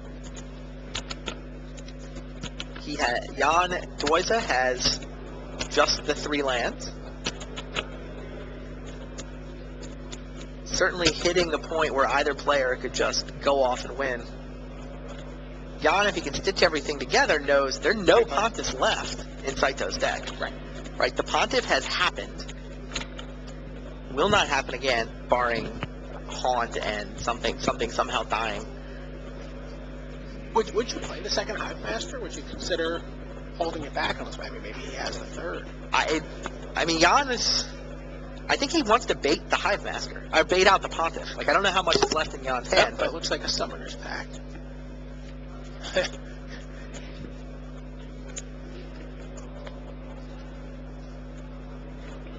Jan is perilously close to going off.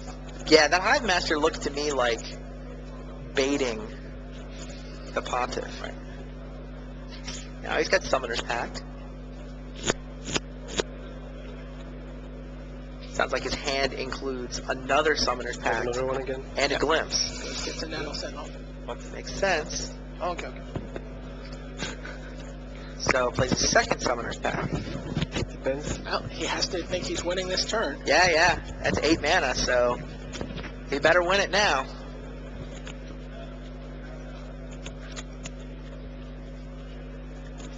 Saito has no way to break this up. This is solitaire magic. Jan Doiza is either going to go off now or he's going to die to his Summoner's Pact on his next turn. I mean, theoretically, he could make 8 mana with his Heritage Drip, but... no, he Glimpse can't. of Nature? We shall see. Here is Nettle Sentinel. Draw a card. Here is Heritage Druid. Draw a card.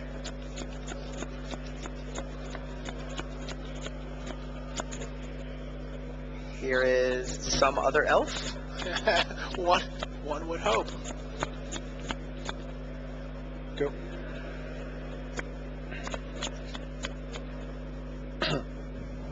In order to pay for 2 Summoners packs, he has to have 6 elves in play. He said go? He's dead, right?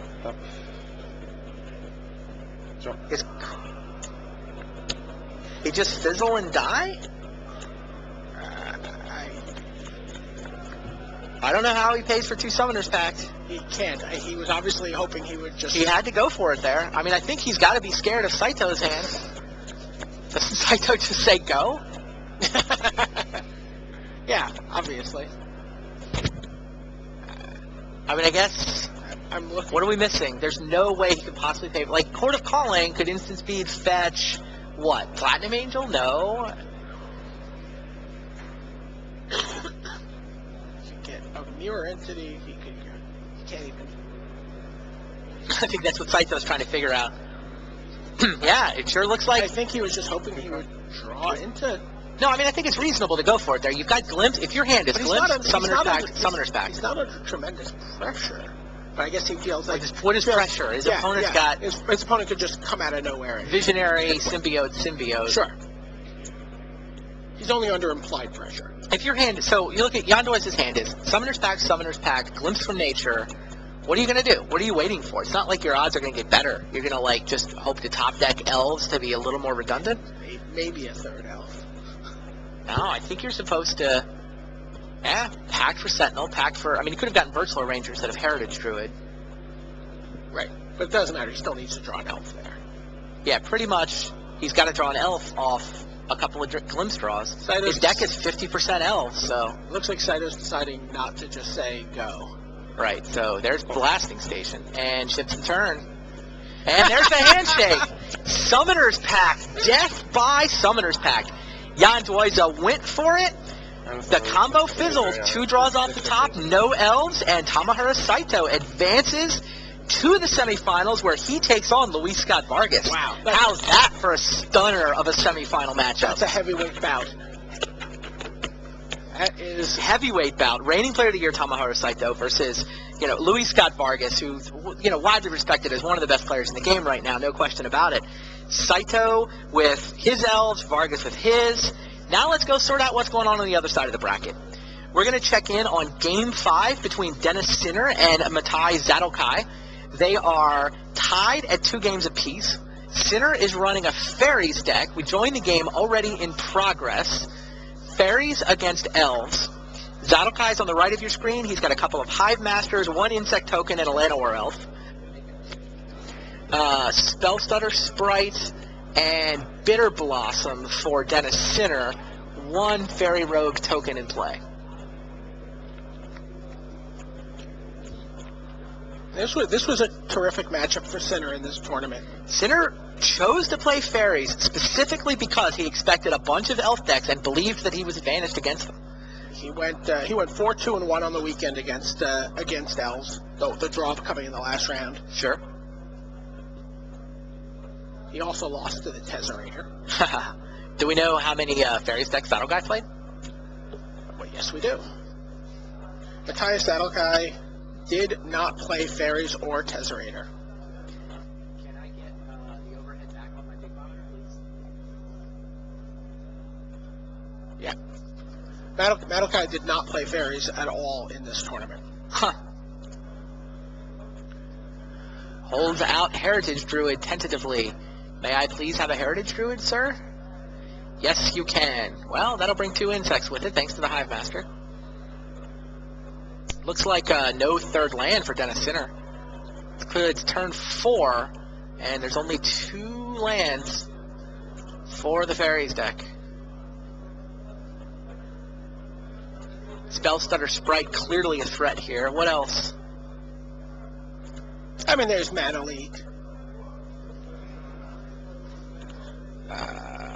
Counter spells in Sinner's deck include Spell Snare, Remand, Mana Leak, plays a Smother.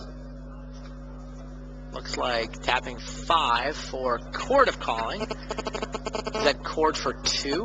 leaving Mana Leak mana open. Where does he get off court for 2?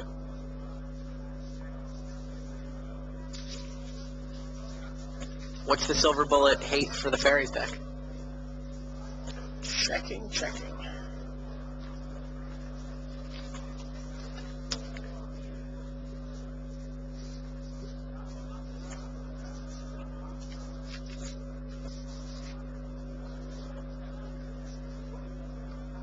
An Aethersworn Canonist? No. Sinner thinking about it. Wirewood Hivemaster, Wirewood Symbiote. Well, it's going to resolve, so we'll find out what Matai Zadokai's got in mind. It looks, by the way, like Sinner does in fact have Mana Leak in his hand, but Zadokai was smart enough to leave Mana Leak mana up. Just getting a Visionary. Oh, just getting a Visionary. Interesting. That's going to generate a couple of insects. One thing Sinner cannot do is sweep the board. I was about to ask about that. He's just got no ability, right? I mean, he can to some extent with the Jitte, but he doesn't have the mana for that. But he Like, does, this swarm of insects is good enough. I mean, but he does not have. I'm looking, just double checking. He does not have engineered explosives.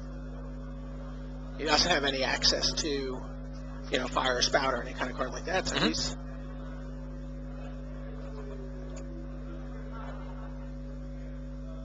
Horizon Canopy gets sacrificed for a card draw. I like the way Zadokai has played this. He's essentially just building up a board. He's got 5 insects now, a couple of Hive Masters, a Visionary, a Heritage Druid, and a Llanowar Elf. And he doesn't need to combo off. It's that swarm of 1/1s. It's just more than the Fairy deck's going to be able to deal with, right? Yeah. There's no sweepers, and Sinner's mana problems make it really hard to imagine Jitte coming out and getting online in time to catch up. And if he gets him low enough, he can just, Bitter Blossom him out over a couple of turns. Right.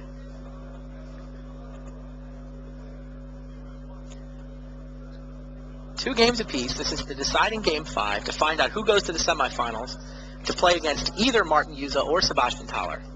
They're in game 3. Okay. There's the Mana Leak, and Heritage Druid provides 3 mana to pay for it, so Symbiote is online. He's got Symbiote, Visionary, Hive Master. This should be plenty. Yeah, he's going to go ahead and use the Symbiote. Untap his Llanowar Elf. Untap Llanowar Elf. Replays Heritage Druid. 2 more insects.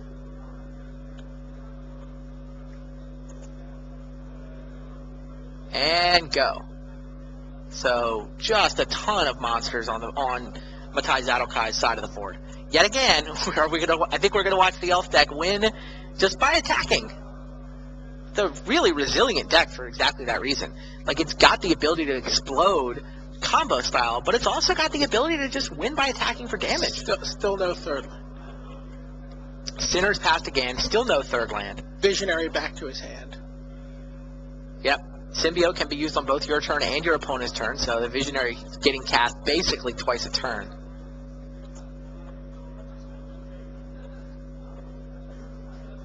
Looking like we may see 4 Elf decks in the semifinals, Brian.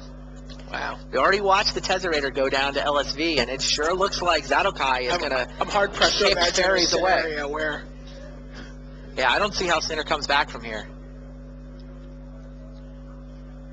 There's Visionary yet again.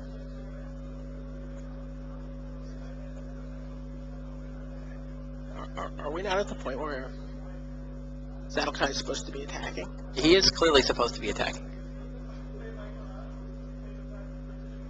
I don't think it matters. Well, I think he wants to play his spells first so that he's got Mana Leak mana available. Sure. Off Heritage Druid. And then once he's done playing spells, he can tap everybody to attack. Yeah. Just sending the insects in, I believe. Doesn't want to let Spellstutter Strike. Well, I mean, Spellstutter Strike, Fairy Rogue. So he doesn't really want to get his Hive Masters picked off. He just decides to send in enough insects to clear the way. Splatters 3 bugs on his windshield. Yeah, pretty much.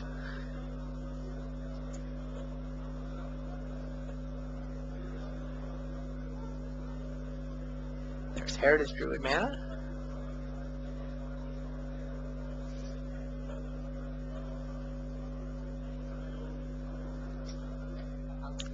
makes 3 mana. Makes 3 mana, untaps an elf, returns Visionary, makes some insects.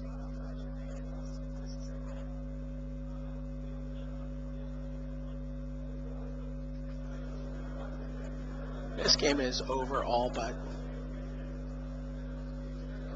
I mean, really, I think one more attack step.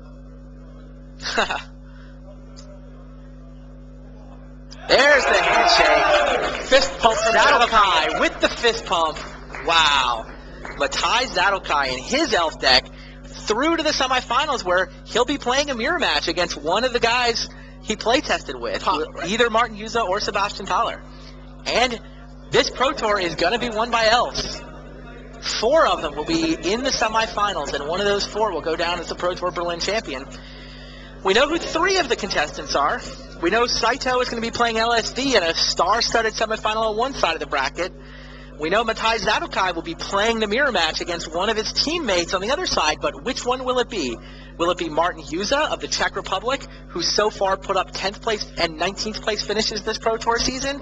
Or will it be Sebastian Thaler, the 2006 Rookie of the Year, who now, by the way, leads that match 2-1? Thaler just won Game 4. They are now shuffling up for just won Game 3. They are now shuffling up for Game 4 with Thaler up 2-1. How amazing! Who do you like in this match, Mike? Just before you even say that, just how amazing is the experience? You play test with a friend. You play test with a friend for a Pro Tour. Yes. The play testing pays off. You win your quarterfinal match, and then you get up, turn to the other quarterfinal table, and you high-five your friend that you were just testing your deck with. It's pretty cool. I mean, we've seen it a couple times with teams in, right? We had Your Move Games probably had the most impressive run. There was that Pro Tour Houston where they had 3 of the top 4. Right. Justin Gary won it. Rob Doherty and Darwin Castle were both in that top 8. So, I mean, you have seen it a time or two where a team has just totally dominated a tournament, but it's unusual and it is very impressive when it happens. These 3 guys made a real run at it. Absolutely. So it's sort of unfortunate for them that they got stuck paired here in the quarterfinal, Thaler and Yuza. What was the last time we had someone from the country formerly known as Czechoslovakia? Sure. With Czechoslovakia when Jakob Schlemmer became world champion back in 97, I believe. Right. Yeah, 97. And you really thought that was going to become a country, a powerhouse country in terms of Magic. I mean, it was for a while. Yeah. It absolutely was. And, Yuza's been, from the Czech Republic, has just been, making his surge.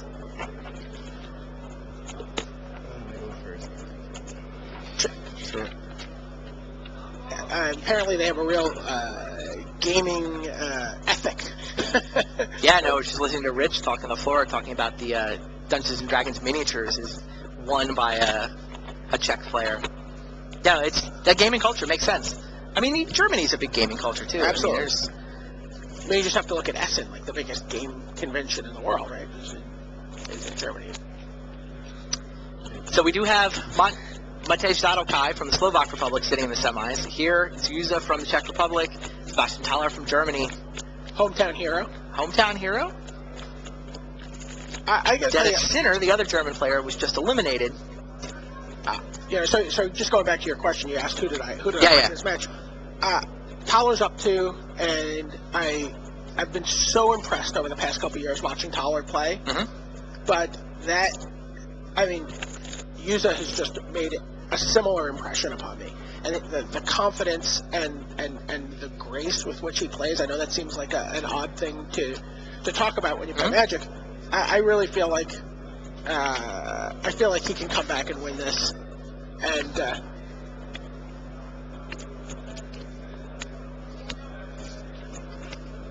so I'm gonna pick Yuza for the comeback. Nice. It's hard to argue with Thaler up a game, but I mean, Yuza is been playing great Magic all weekend, been playing great Magic all year. Thank you. I mean, you certainly have to give Yuza the edge on player skill in most matchups across the Pro Tour, but I don't know about this one. No, very, very difficult. Martin Yuza is, it's funny, we talked about Rich Hagon. He called Yuza on Thursday before the tournament even began. It's his pick. Yeah, we gave him credit for that in the wrap-up last night. So turn 1 Heritage Druid for Yuza. Toller leads with a Nettle Sentinel. So Toller, in case you were curious, 3, 1, and 2 against elves. We had said that he was 7, 1, and 2 against elves, Yeah. which is how he had described it, but he was actually 7, 1, and 2 against fairies and elves. Oh, okay. So 3, 1, and 2 against elves, yes, over the weekend. Including a draw with Martin Yuza, which was the incomplete game. Yeah, 0-0 draw. Yuza heads into the red zone, gets a point of damage through. Now, Yuza, on the other hand, was 4, 0, and 2 against elves in the mirror. Okay. Including one of those draws is obviously a giveaway to Jan Dwaza Right. in the last round. And the other being his draw with Valor. So this is the only elf deck he hasn't beaten. That's Nettle Sentinel, right? Why did Nettle Sentinel not block Heritage Druid? There's Birchlore Ranger. Because there was a Pendelhaven in play. Pendelhaven, sure. That'll do it. Way up in the corner. Okay, Hive Master for Yuza. He's going to start spitting out insect tokens. Birchlore Ranger for Toller. Which tap for 1 mana. And there's Thoughtseize, so it taps for black mana. And we get to see a hand of Visionary, Land, Essence Warden, and is that another land? Is that a quarter calling? Oh, it might be Chord. It's Chord of Calling. Oh, and a Glimpse Glimpse. Chord. That's not a Essence land Warden, on the Visionary. top. Wow, It's a what do you good hand. take? What do you take, Glimpse or Chord? Wow. Yeah, Glimpse and Chord are the options. Looks like he's going to take the Glimpse. Chord of Calling's pretty scary when he's got Hive Master. It's a good-looking hand for Martin Yuza, despite the Thoughtseize. And we see Toller's hand, like a collection of elves. Horizon Canopy for Symbiote. Untap his Sentinel. Yep. He's got access to another mana if he wants it for the Birchlore Ranger. Well, he could play every 1 drop in his hand here if he wanted to. Yep, chips the turn. Sweet. Did Yuza miss making an insect there? No, it's an insect, Symbiote. Oh, Symbiote's an elf. Oh, Symbiote is an insect. it's Symbiote not is an the elf. insect. Hive Master makes the insects. There we go. That used to screw me up and block, too.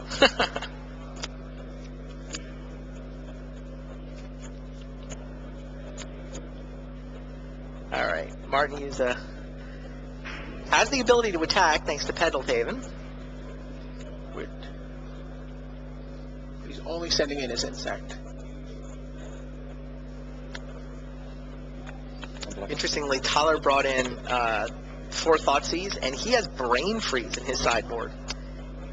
Yeah, he Can and actually deck his opponent in the middle of them going off. Dwaza both had that, but and I thought that was very interesting. And should have, you can wait till your opponent has a glimpse on the stack and. Right. No, if you've got Birchlore Ranger and 3 other guys, 4 total guys, I can see it totally coming up. Like if they're going off with Glimpse, it's going to be essentially impossible for them to play around Brain Freeze. Yeah, you put the card draw on the stack, glimpse Right. them. I mean, The trick brain is- freeze them, and then The trick is just to have the mana available and the Brain Freeze in your hand. Of course, in a situation like this, Toller can threaten it because he knows that Yuza knows that he has it, and that might slow Yuza down. So Yuza plays a Visionary, draws a card, makes himself another insect, and now he's in the tank.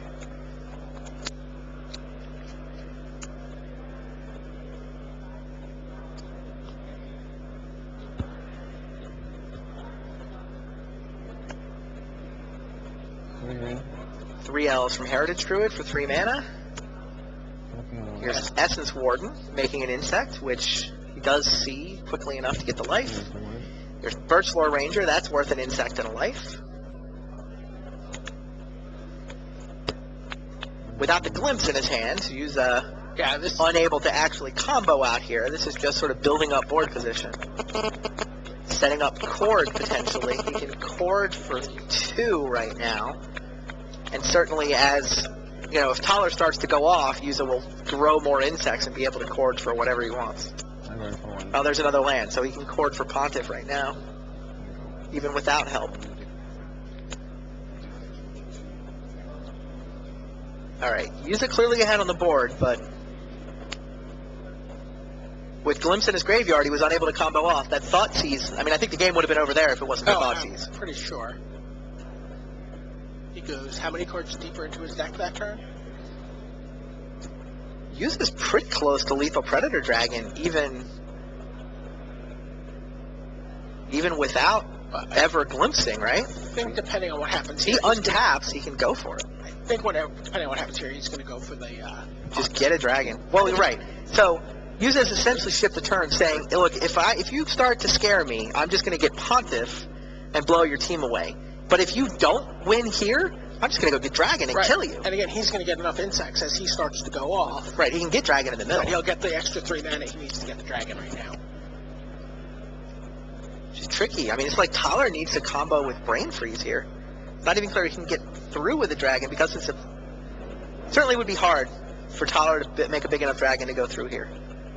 But He's not wasting any time here. looks like Yuza doesn't want to risk allowing Symbiote. Actually, what I think he's going for here, did he tap all his mana? He got extra. He used Burst Floor Rangers. So there's a possibility that he was going for Aethersworn Canonist. Interesting. Still tapped in. Respond to use stability. Alright. So we don't know what he's getting yet. We know that Toller is forced to respond because when Cord resolves, that card comes into play while it's resolving. So Toller is trying to... He's got the Symbiote, so he's effectively playing around Pontiff by returning Birch Floor Rangers to his hand. Now, Cord is resolving, we'll find out what Martin Yuza wants to get. I think it's going to be the Aethersworn Canonist. So tell us exactly what the Canonist does? Aethersworn Canonist says that basically each player can play 1 non-artifact spell each turn.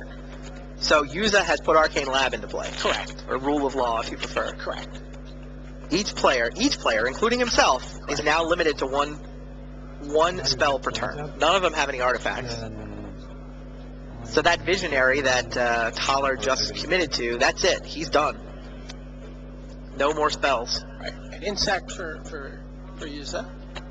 It's a really clever play from Martin Yuza. He's got a giant board advantage with all those insects, and he's effectively icing it in. It's like, you know, getting out an Urnujin and then Armageddoning away all the lands, right? I've got an advantage, I'm just going to ice the game. You can't catch up. Oh, right, for the, yeah, right. 25.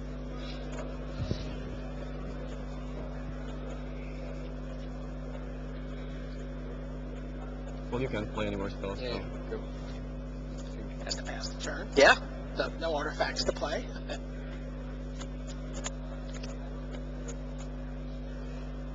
Yeah, so Toller's side of the board is, he does have the 2/2 Nettle Sentinel untapped, but Pendelhaven means whatever Yuza can beat it up. Dollars There's at a symbiote. Dollars at 15. Yeah, no, I think Yuza just brawls.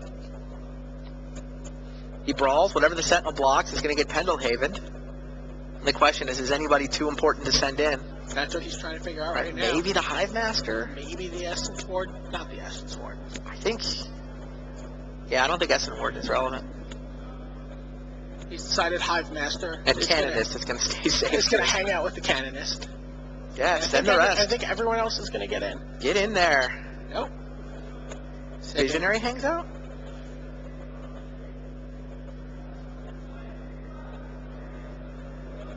He gets in for 5 here.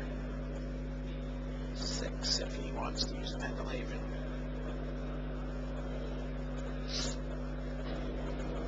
He uses the Pendelhaven to kill the Sentinel. He loses 2 guys, gets in for 5. He trades 2 guys. That seems fine. Yeah. Seems totally fine. Yeah, put the Visionary back on the attack side. Save Hive Master. I like that play. Right. Just let the rest brawl. Because then he's going up in guys asymmetrically. Exactly. Collar.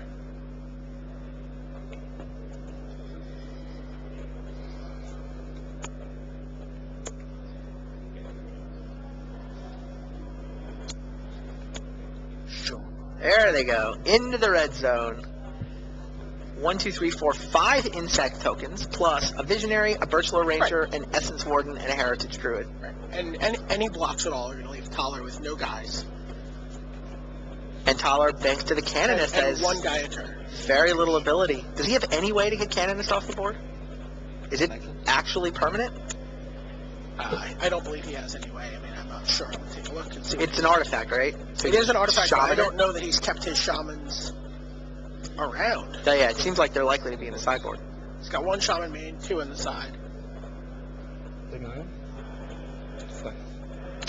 Yeah. Tyler takes all of it. Kind of wants to keep the symbiote Visionary around, but I think he's just going to extend the hand yeah. here. Yep. Scoop. There you go. Martin Yuza with a really clever use of Court of Calling.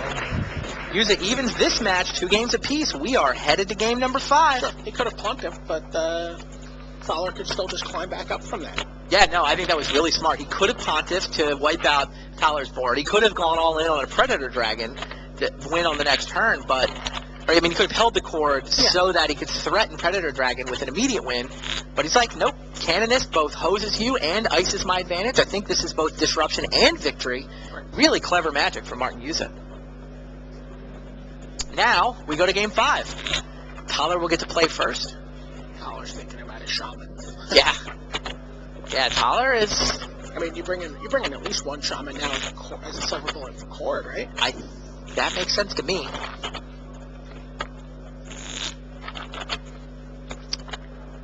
Certainly happy to 4 of the 5 games here being played sideboarded after the marathon game 1. 300 some life apiece. Tyler did eventually get a big enough Predator Dragon to win. 278. That's something they could not do in the Swiss. They could not complete a game against each other in the Swiss. Yep. Not a single game.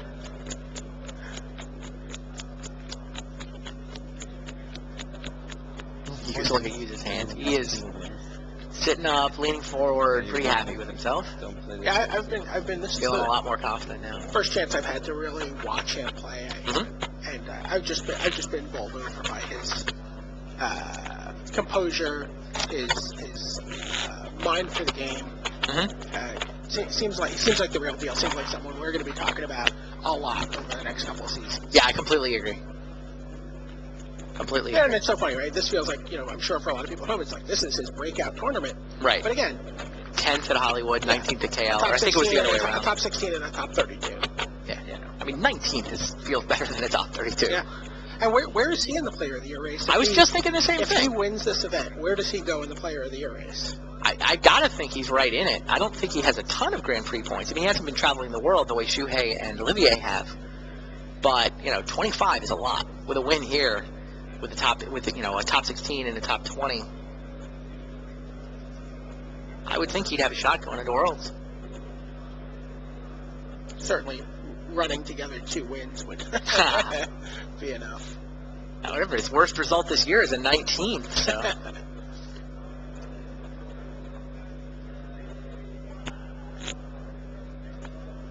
Yeah, Tyler is studying his sideboard. I mean, maybe he's trying to figure out, how much does he dilute his combo? Uh-huh. I mean, that's the thing that struck me when I was looking at all the sideboard options for these decks is how What much do you take out? What do you take out? How much do you thin down what your deck does? It's tricky. It's definitely tough. And that's still dependent on what your opponent's doing. Yeah, I don't think there's room for a lot.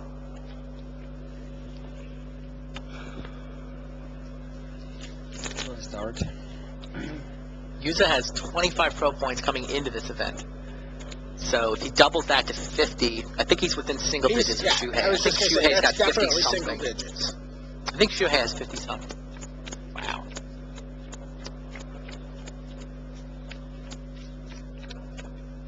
Right. Yeah, Saito's in a similar position. I don't know if Saito has 25, but I has think- 28. I Saito think- came in with 28. I think Saito was able to get within 5 or 6 points with and a then, win. and Saito came in at 28. Yuza came in at 25. Yeah. So they've had similar years to this point. And you see what we mean about Yuza, right? Here's the company he's keeping. He's got basically the resume of the reigning Player of the Year.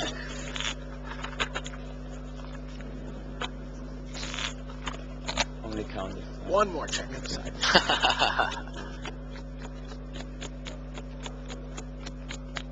Is he just counting to make sure it's 15, or is he actually just thinking about? I think he's thinking. This is a big game.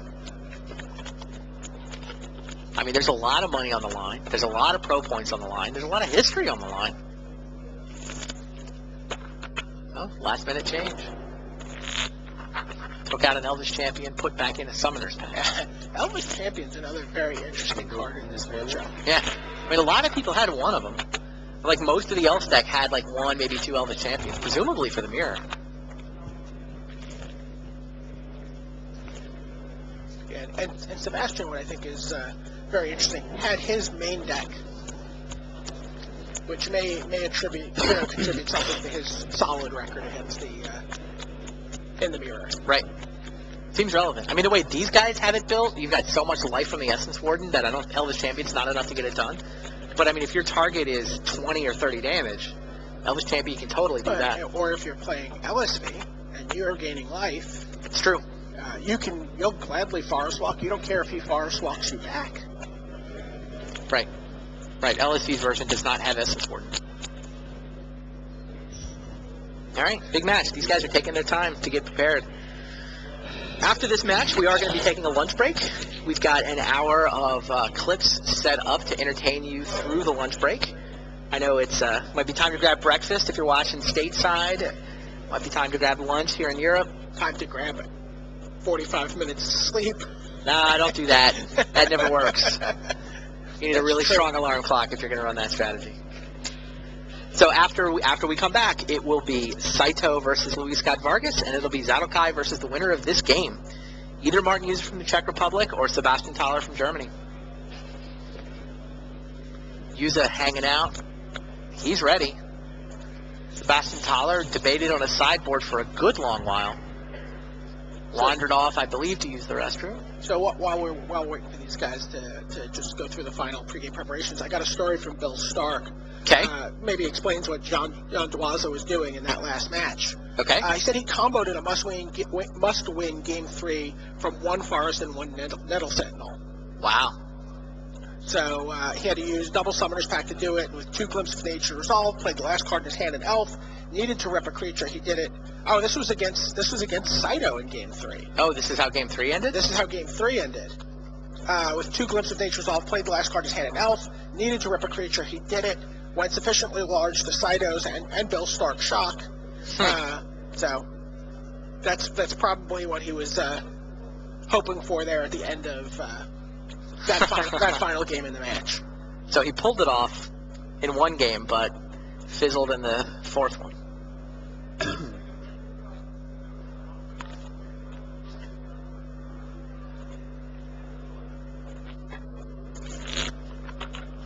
Thaler is back and shuffling. So you picked User for the comeback, huh? I did. Well, he's going second here. How different are their decks? I mean, they're one card off in the main deck. They're almost exact mirrors. And even the card, it's like one Summoner's Pact versus, it's like an extra Summoner's Pact versus an extra Visionary. It's like they both, even the one card that they're off is, well, what's the right sort of card draw, card filter selection thing? The sideboards are more different than that, though. Yuza has more Jates. I don't think that's been relevant here. He has fewer Shamans. Okay. So, Total between. is there a sideboard and main. Canonist in? There is a They Canonist. each have one They each Canonist. have a Canonist. There's a Tarfiend in the sideboard of Yuza's deck. There's a Which I believe he's brought in. So it's Tarfiend versus Brain Freeze is the most relevant difference? Tarfiend and Brain Freeze, yes. And what's the Pontiff count? Pontiff. There's no Is there Pontiff no from Thaler? Pontiff in Thaler's deck? Thaler does not have access to a Pontiff. Pontiff. He's got a couple of chokes, which is how he beat the Tezzerator, to be fair. I watched that match. It's hard for Tezzerator when chokes in play. Wow. But yeah, no Pontiff from Thaler. Yuza's deck seems a little better set up for the mirror then. Tarfiend also seems potentially relevant. Absolutely. Again, it's how can I win with a small, well, not that that's a small chord, but Mm-hmm. you can just strip your opponent's hand. You can mind twist them. All All right, All 7 right, cards we're off apiece. and running. Caller.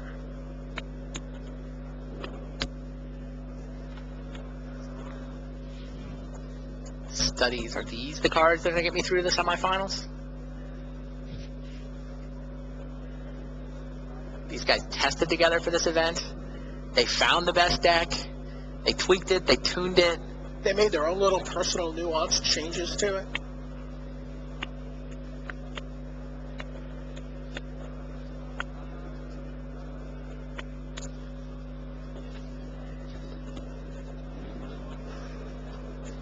Collar has not gotten out of the quarterfinals and it did not get out of the quarterfinals in his last Pro Tour top 8 appearance. Yeah, he's had collection of top 16s and a top 8, but never been to the top 4. Right. So how much does that play into, how much do you start thinking about? I don't think it bothers Collar. He just seems like such a calm, like sort of stoic guy. Just never seems very emotional at all. I'm sure he wants to win. I'm sure there's some amount of pressure, but he's I understand. taking a long stare at his 7. I understand treating every game the same, Mhm. and it's obviously a It's quality. easier to say than do. Right. Everyone else is done. Whoever wins this match advances and gets to keep playing Magic. Yuza's apparently looking at a 1 forest hand. Shaking his Looks head. like he's going to send it back. Yes. Sends it back. Looks at the top couple. He took the peek. Took the peek. I think he was happy with the peek. I think I saw Tar Fiend on top of his deck. Definitely not the card you wanted to draw. It's like you were already mulligan, right? It was a test. Oh, can you imagine that? You don't mulligan, and you're like, oh, I can do it for you. I'll Then draw you something. You draw a 6 caster. That would.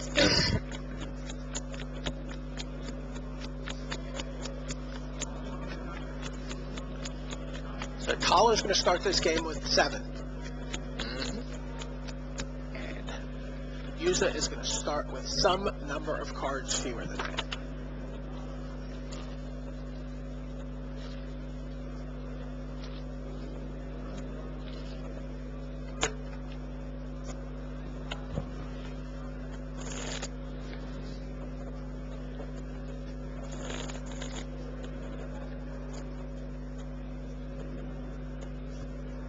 Still like Yuza for the comeback?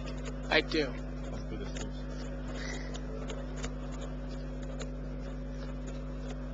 How is everything going on the forums? Yeah, I was just looking. They were very impressed by the. I'm still catching up, so Okay. right now they're very impressed by the Chalice for One that Kenny Oberg came out with so blisteringly fast. That was not the way that story is going to be remembered, however.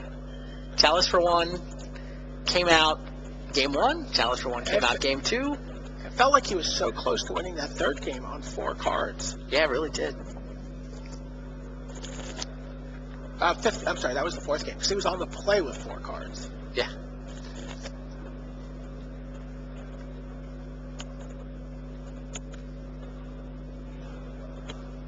All right. Will he find 6 cards that he wants to start with? Chord, Virtual Arranger, Elf. Is there a forest in there? No land. That's a problem. That's got to get cashed in. What, he's going to play the top deck of forest? Why is he even thinking about this? Okay. He's got 17 lands to draw, so. Yeah. You got to cash that in. So Martin Yuza will have 5 cards. Mulligans 1 land into 0. Did he peak that time? No, I didn't see it. I don't think so.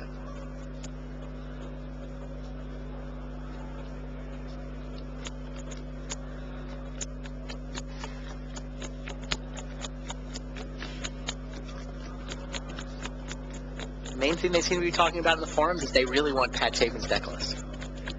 I've read at least 4 messages so far asking for a Pat Chapin Next Level Blue deck list. The next level blue and the next level gifts that we did the deck tech on. I think it was the one he played in the Pro Tour. Is that Yeah. next to Next Level He Blue? called it actually next level gifts. Oh, okay. I mean, I think that a lot of the feature matches we did this weekend were actually coded with timestamps. Yes. So we didn't want to reveal deck lists during the tournament while the information would affect the competition, but every feature match from the entire weekend is actually going to have the deck list added into those feature match stories. And I think all the deck techs, if you go to YouTube, in the little frame around the deck tech, Oh, cool. have the deck lists. So the deck list should be there with it. Very cool. And we laid the whole deck out.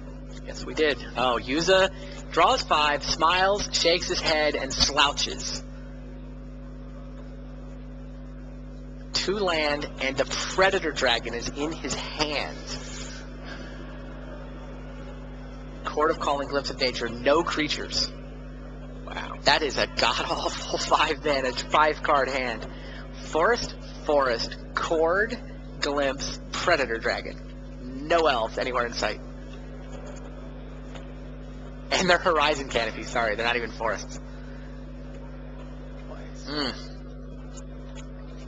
I think you cash it in, right? It is a 4-card hand, and it's a bad 4-card hand, Absolutely, right? absolutely. Predator your Dragon is a 4-card blank. hand almost has to be better than it. Okay, your average 4-card hand is better than Canopy, Chord, Glimpse.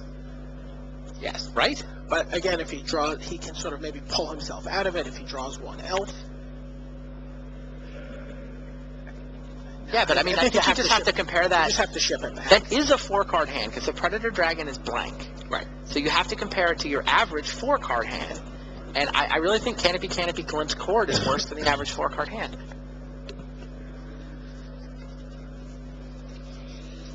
And Can he keep this? Sort of settled into like almost like playing posture. keeps it. Wow.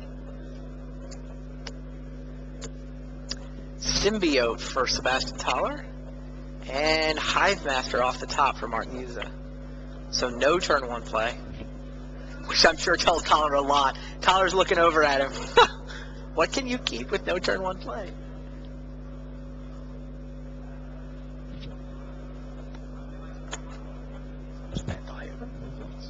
Well, Symbiote gets in there for 1. And down comes Hive Master. This draw looks pretty solid for Tyler. Just Hive Master Symbiote can make 1 million insects. That could easily be enough to beat Martin Yuza, given how bad his draw is. Oof.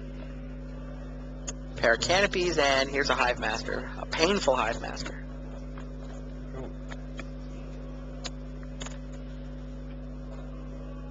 And what's so brutal here is even if he starts to stabilize, as if Thaler has any access to a Court of Calling, he's just going to be able to punish.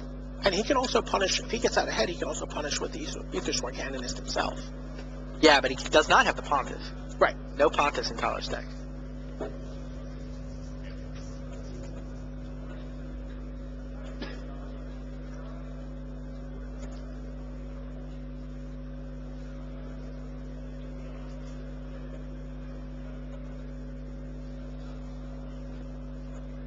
Trying to figure out how to play around the Hive synergy.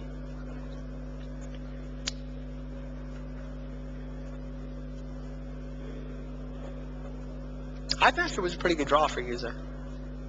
I mean, the fact that it sees Tyler's elves Right. definitely buys him some time, at least. I guess Thaler's not going to attack this turn. Oh, there's Glimpse of Nature. Well, there's Glimpse. Is he going off, or is he just building up board position? Hive Master Chord is sitting there.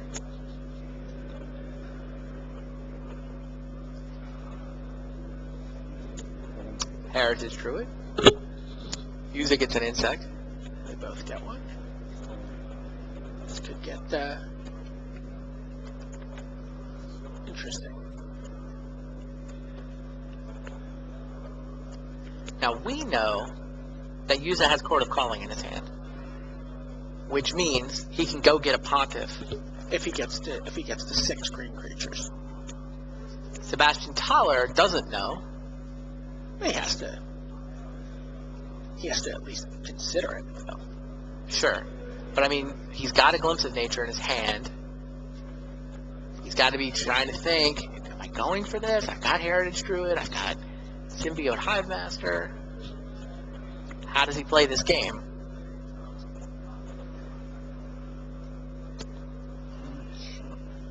Pays some life to get a land untapped.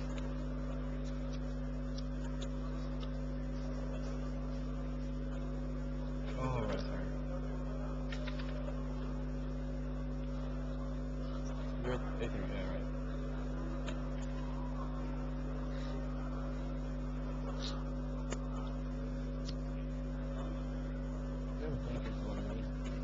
Two into Birchflower Rangers.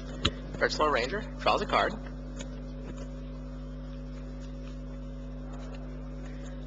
So he's got one elf that does not have Summoning Sickness and two that do. That's what you see the dice going on at the top of the screen.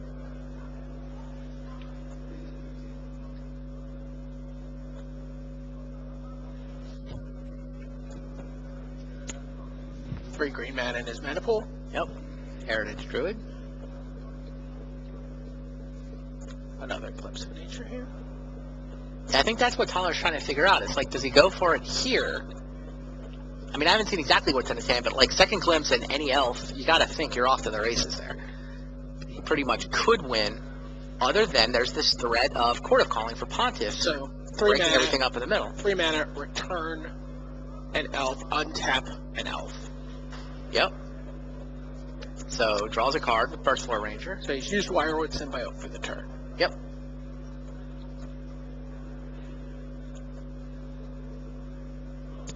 There's another Birchflower Ranger. One creature away from Pontiff mana for Martin Yuza.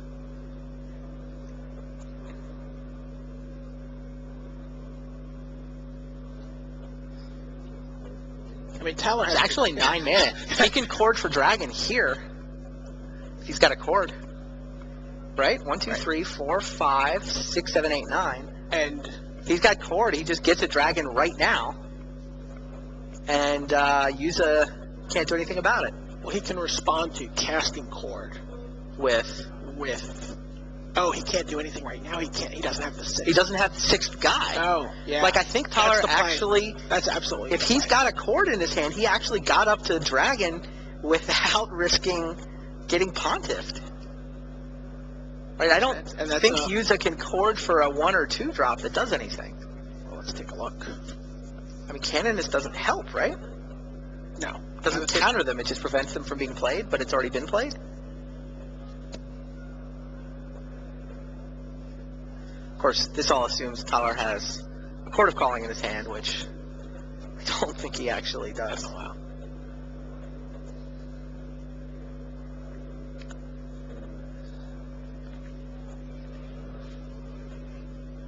Alright, looks like...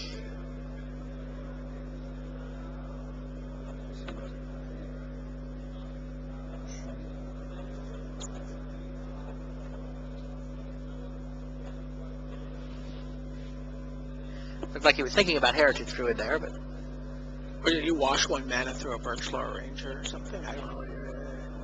Not sure what he did. What did he... You win for 1? Ships the turn and mana burns for 1. Wow. And now, if you're user, you just, when you do what Saito did, right? Don't you just upkeep Pontiff? I mean, Pontiff heaven, kills heaven forbid you draw it. everything. Everything on his side of the table. Yes, I would upkeep Pontiff. He did not, in fact, draw the Pontiff. Still, it did seem risky. Gotta believe he cored for Pontiff there. I don't have the score, go ahead. I mean, there's obviously nothing in Thaler's hand. He shipped. But I guess, Well, but he has knows to, Pontiff. But he has to respect the fact that Thaler might have Cord. And Predator Dragon back. No, if Tyler had cord, he would have just gotten a Predator Dragon there. Sure. So therefore, Tyler does not have cord. Martin Jesus should know that Tyler does not have cord in his hand.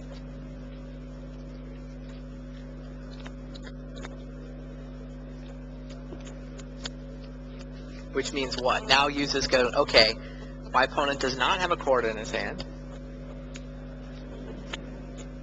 He's got a bunch of He guys. can't even Saber Guy his Pendelhaven, his tapped. I mean, it just seems like it's the time to do it. You wipe him out, but I mean, is there a win? Like, what if he just got Predator Dragon? He's too short, but, I mean, he could... I mean, yes, Yuza can go get Pontiff, which kills every creature on Tyler's side of the board. That does seem good. Allows him to attack for... Oh, he's looking. He has a 5. in his hand. But it's like, can he do better than that? Right. If you had the fourth, then you would just have told me. It's almost a hand up in, like, disbelief. Why wouldn't you?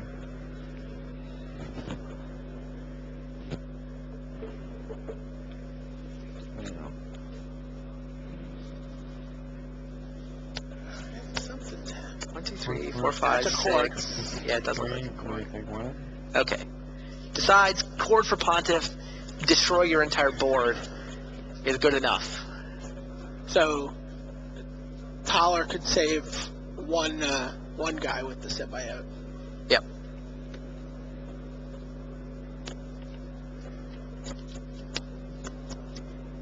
Wow. Tyler's thinking about a response. He should save somebody. There's no reason not to return a creature to his hand. He knows Pontiff's coming here, right? It's a Chord for 3. It's obviously a great play. Sure. Is Martin Yuza really going to win this off a crappy 5-card hand? He returns the Heritage Heritage Druid. Druid. Okay.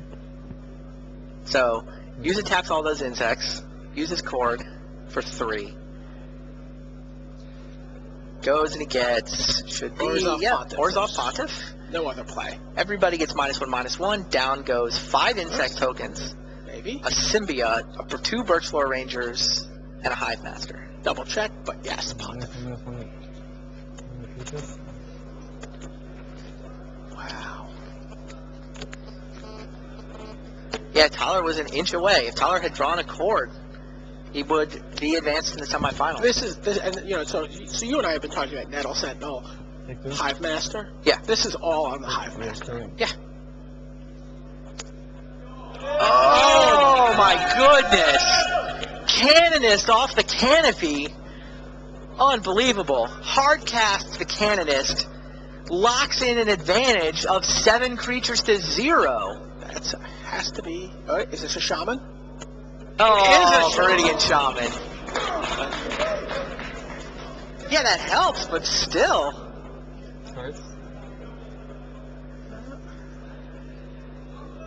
It gets an insect. Token. Wow. Wow. Too bad.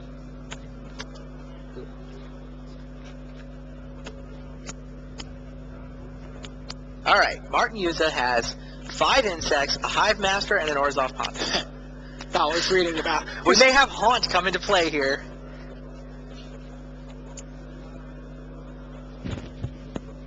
Now recall, Yuza's been playing this whole game with Predator Dragon. Oh, in it's his right. We were hand. talking about him getting Predator Dragon, but he could not do that. Well, Tyler could. Yeah. Yuza cannot. No Birchfloor Ranger, so no red mana in sight.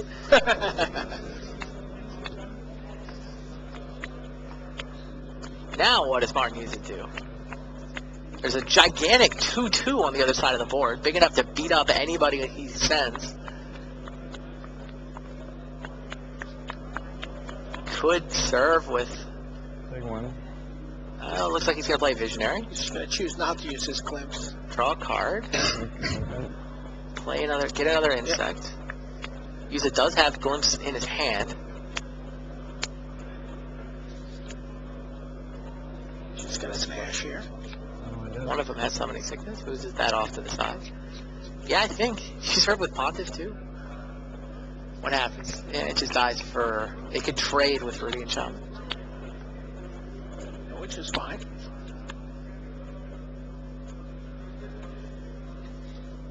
Yep. Knock your Tyler. Do you want to get Pontiff off the board so you don't accidentally kill it later?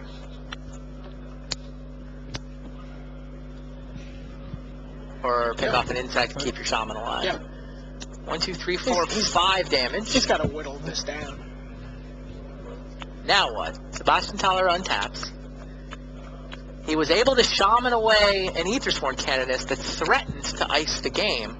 We know he's holding a Heritage Druid. We know he returned Heritage Druid to his hand previously.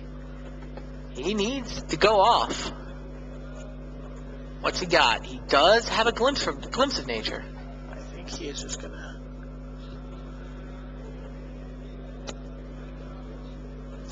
Yep, there's the glimpse. Untapped. The Hive Master's still threatening Cord for Yuza. We know he doesn't have another Cord in his hand. At least I don't think he does. But again, Thaler doesn't know that. Here comes Heritage Druid and Symbiote. Oh no, here comes Visionary. Visionary. Draws 2 cards, one from the Visionary, one from the Glimpse. Yuza eagerly reaches for an insect token. Pretty much seems like Thaler needs to go off here or he's going to die to a horde of insects.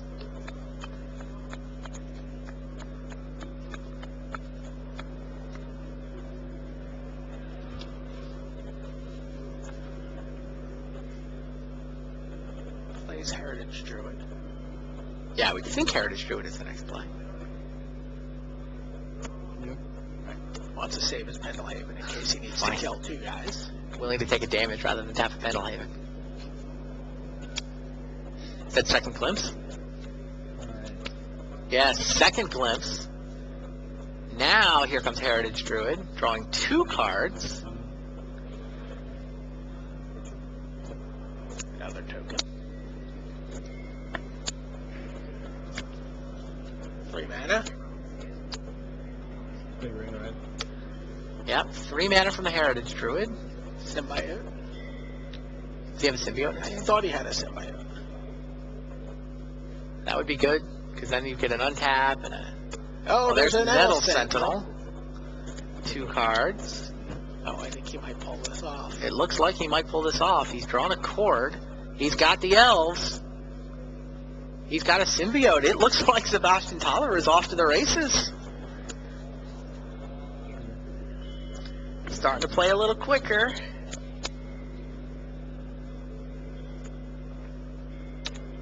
Yuza's only got the 1 Pontiff, right? Yep. So Thaler knows it's gone. It can't only come out has- to disrupt him. Correct.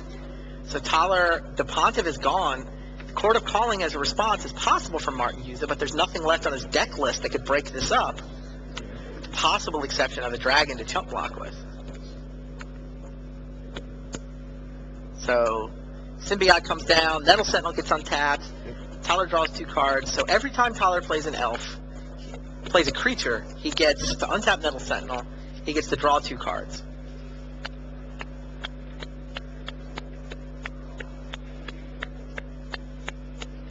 Yep, Yuza slumped back in his chair. Sebastian Thaler started this turn with nothing in play except a Viridian Shaman. 4 lands and a Viridian Shaman.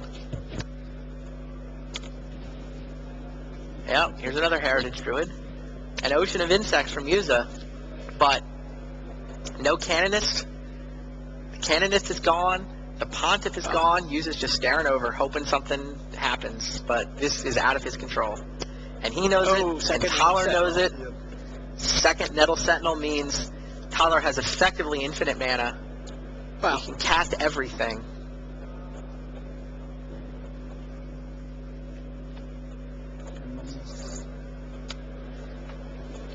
he gets 3 mana. He makes 3 mana off of every creature he plays, Yeah, effectively, he can cast everything in his deck now. which untaps 2 Nettle Sentinels.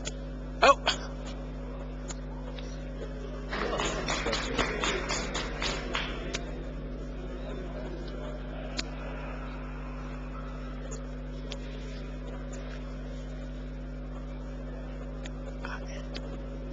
So the only thing Thaler's got to worry about is a potential Yuza Court as a response, which we know Yuza doesn't have. But even if he did, all he can do is get from Thaler's seat. The worst thing that Yuza can do to him is go get his own Predator Dragon, right?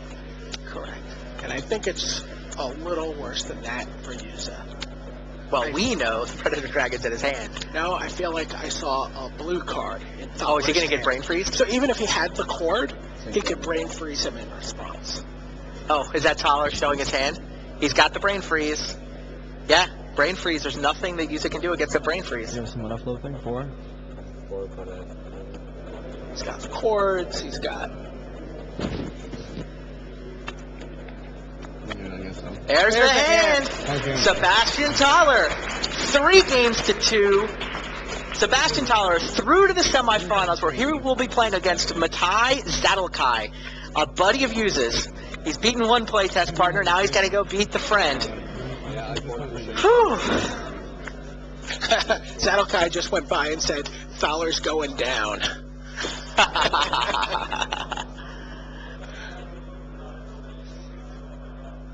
Hello. Sebastian Thaler, great Magic player.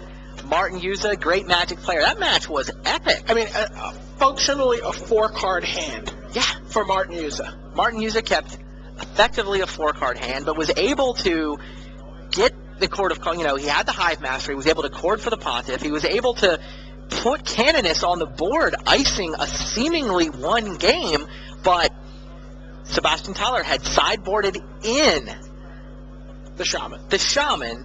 He lost to the Canonist in Game 4. It goes to his sideboard, gets a Shaman just so that it won't happen again in Game And- 5, and then bam, there it is. Draws it natural. Yeah. He doesn't cheat it Off in the with top. the quarter He call. wouldn't have been able to get it for the cord because he didn't have any creatures. Because they all got pontiffed away, and then the game got iced with Canonist. Yusa played brilliantly, and that far away from pulling off a win in Game 5 off a 5-card hand, and a bad 5-card hand. But decided- sideboarded correctly. Decided right? he would rather have 2 lands to work with than 4 unknown cards, I guess. Right. I think that's right. I mean, Hive Master was so huge. Yeah, but that one came off the top. Yeah. Well, I mean, I think he's playing. I've got the cord. I've got 2 lands. Yeah, Hive so- Master would make my draw fine. And he was right. If he drew a Hive Master, his draw was fine. But Thaler had done the right thing. He'd gone out. He'd gotten the Shaman out of his sideboard, brings it in, bashes away the Canonist, and is able to go off the next turn. So, great Magic. Sebastian Thaler through to the semifinals. The semifinals are going to be coming to you in 1 hour. We're going to be taking a lunch break. When we come back, you have the headliner, reigning player of the year, Tomohiro Saito. Reigning, everybody wants to know what he's playing, right? Luis Scott Vargas. Absolutely. Uh, Member of the super team. I mean, that's one of the True. stories coming in. Definitely. Luis Scott Vargas came to Berlin early. He's been here for weeks, multiple weeks. Been here for weeks. Worked with his friend Paul Chion. Yes. Worked with fellow American Patrick Chapin. Yes. Worked with French players. Well, Olivier Ruel. the best description of it Antoine was Ruel. LSV's, the Ruels and the Guillaumes. So, and Guillaume off the topo, Guillaume Matignon, and the mastermind behind the whole thing, Manuel B. Manuel Boucher. Manuel Boucher is really the networker, the guy that put that team together. So, Luis Scott Vargas plays against Tomohiro Saito, and on the other side, you've got Thaler versus Zadelkai. All elves, all the time. All elves all the time. But a lot of great names, a lot of great Magic left to be played. We will see you guys in 1 hour. We'll be back after the lunch break with semifinal action from Pro Tour Berlin. Go get some coffee.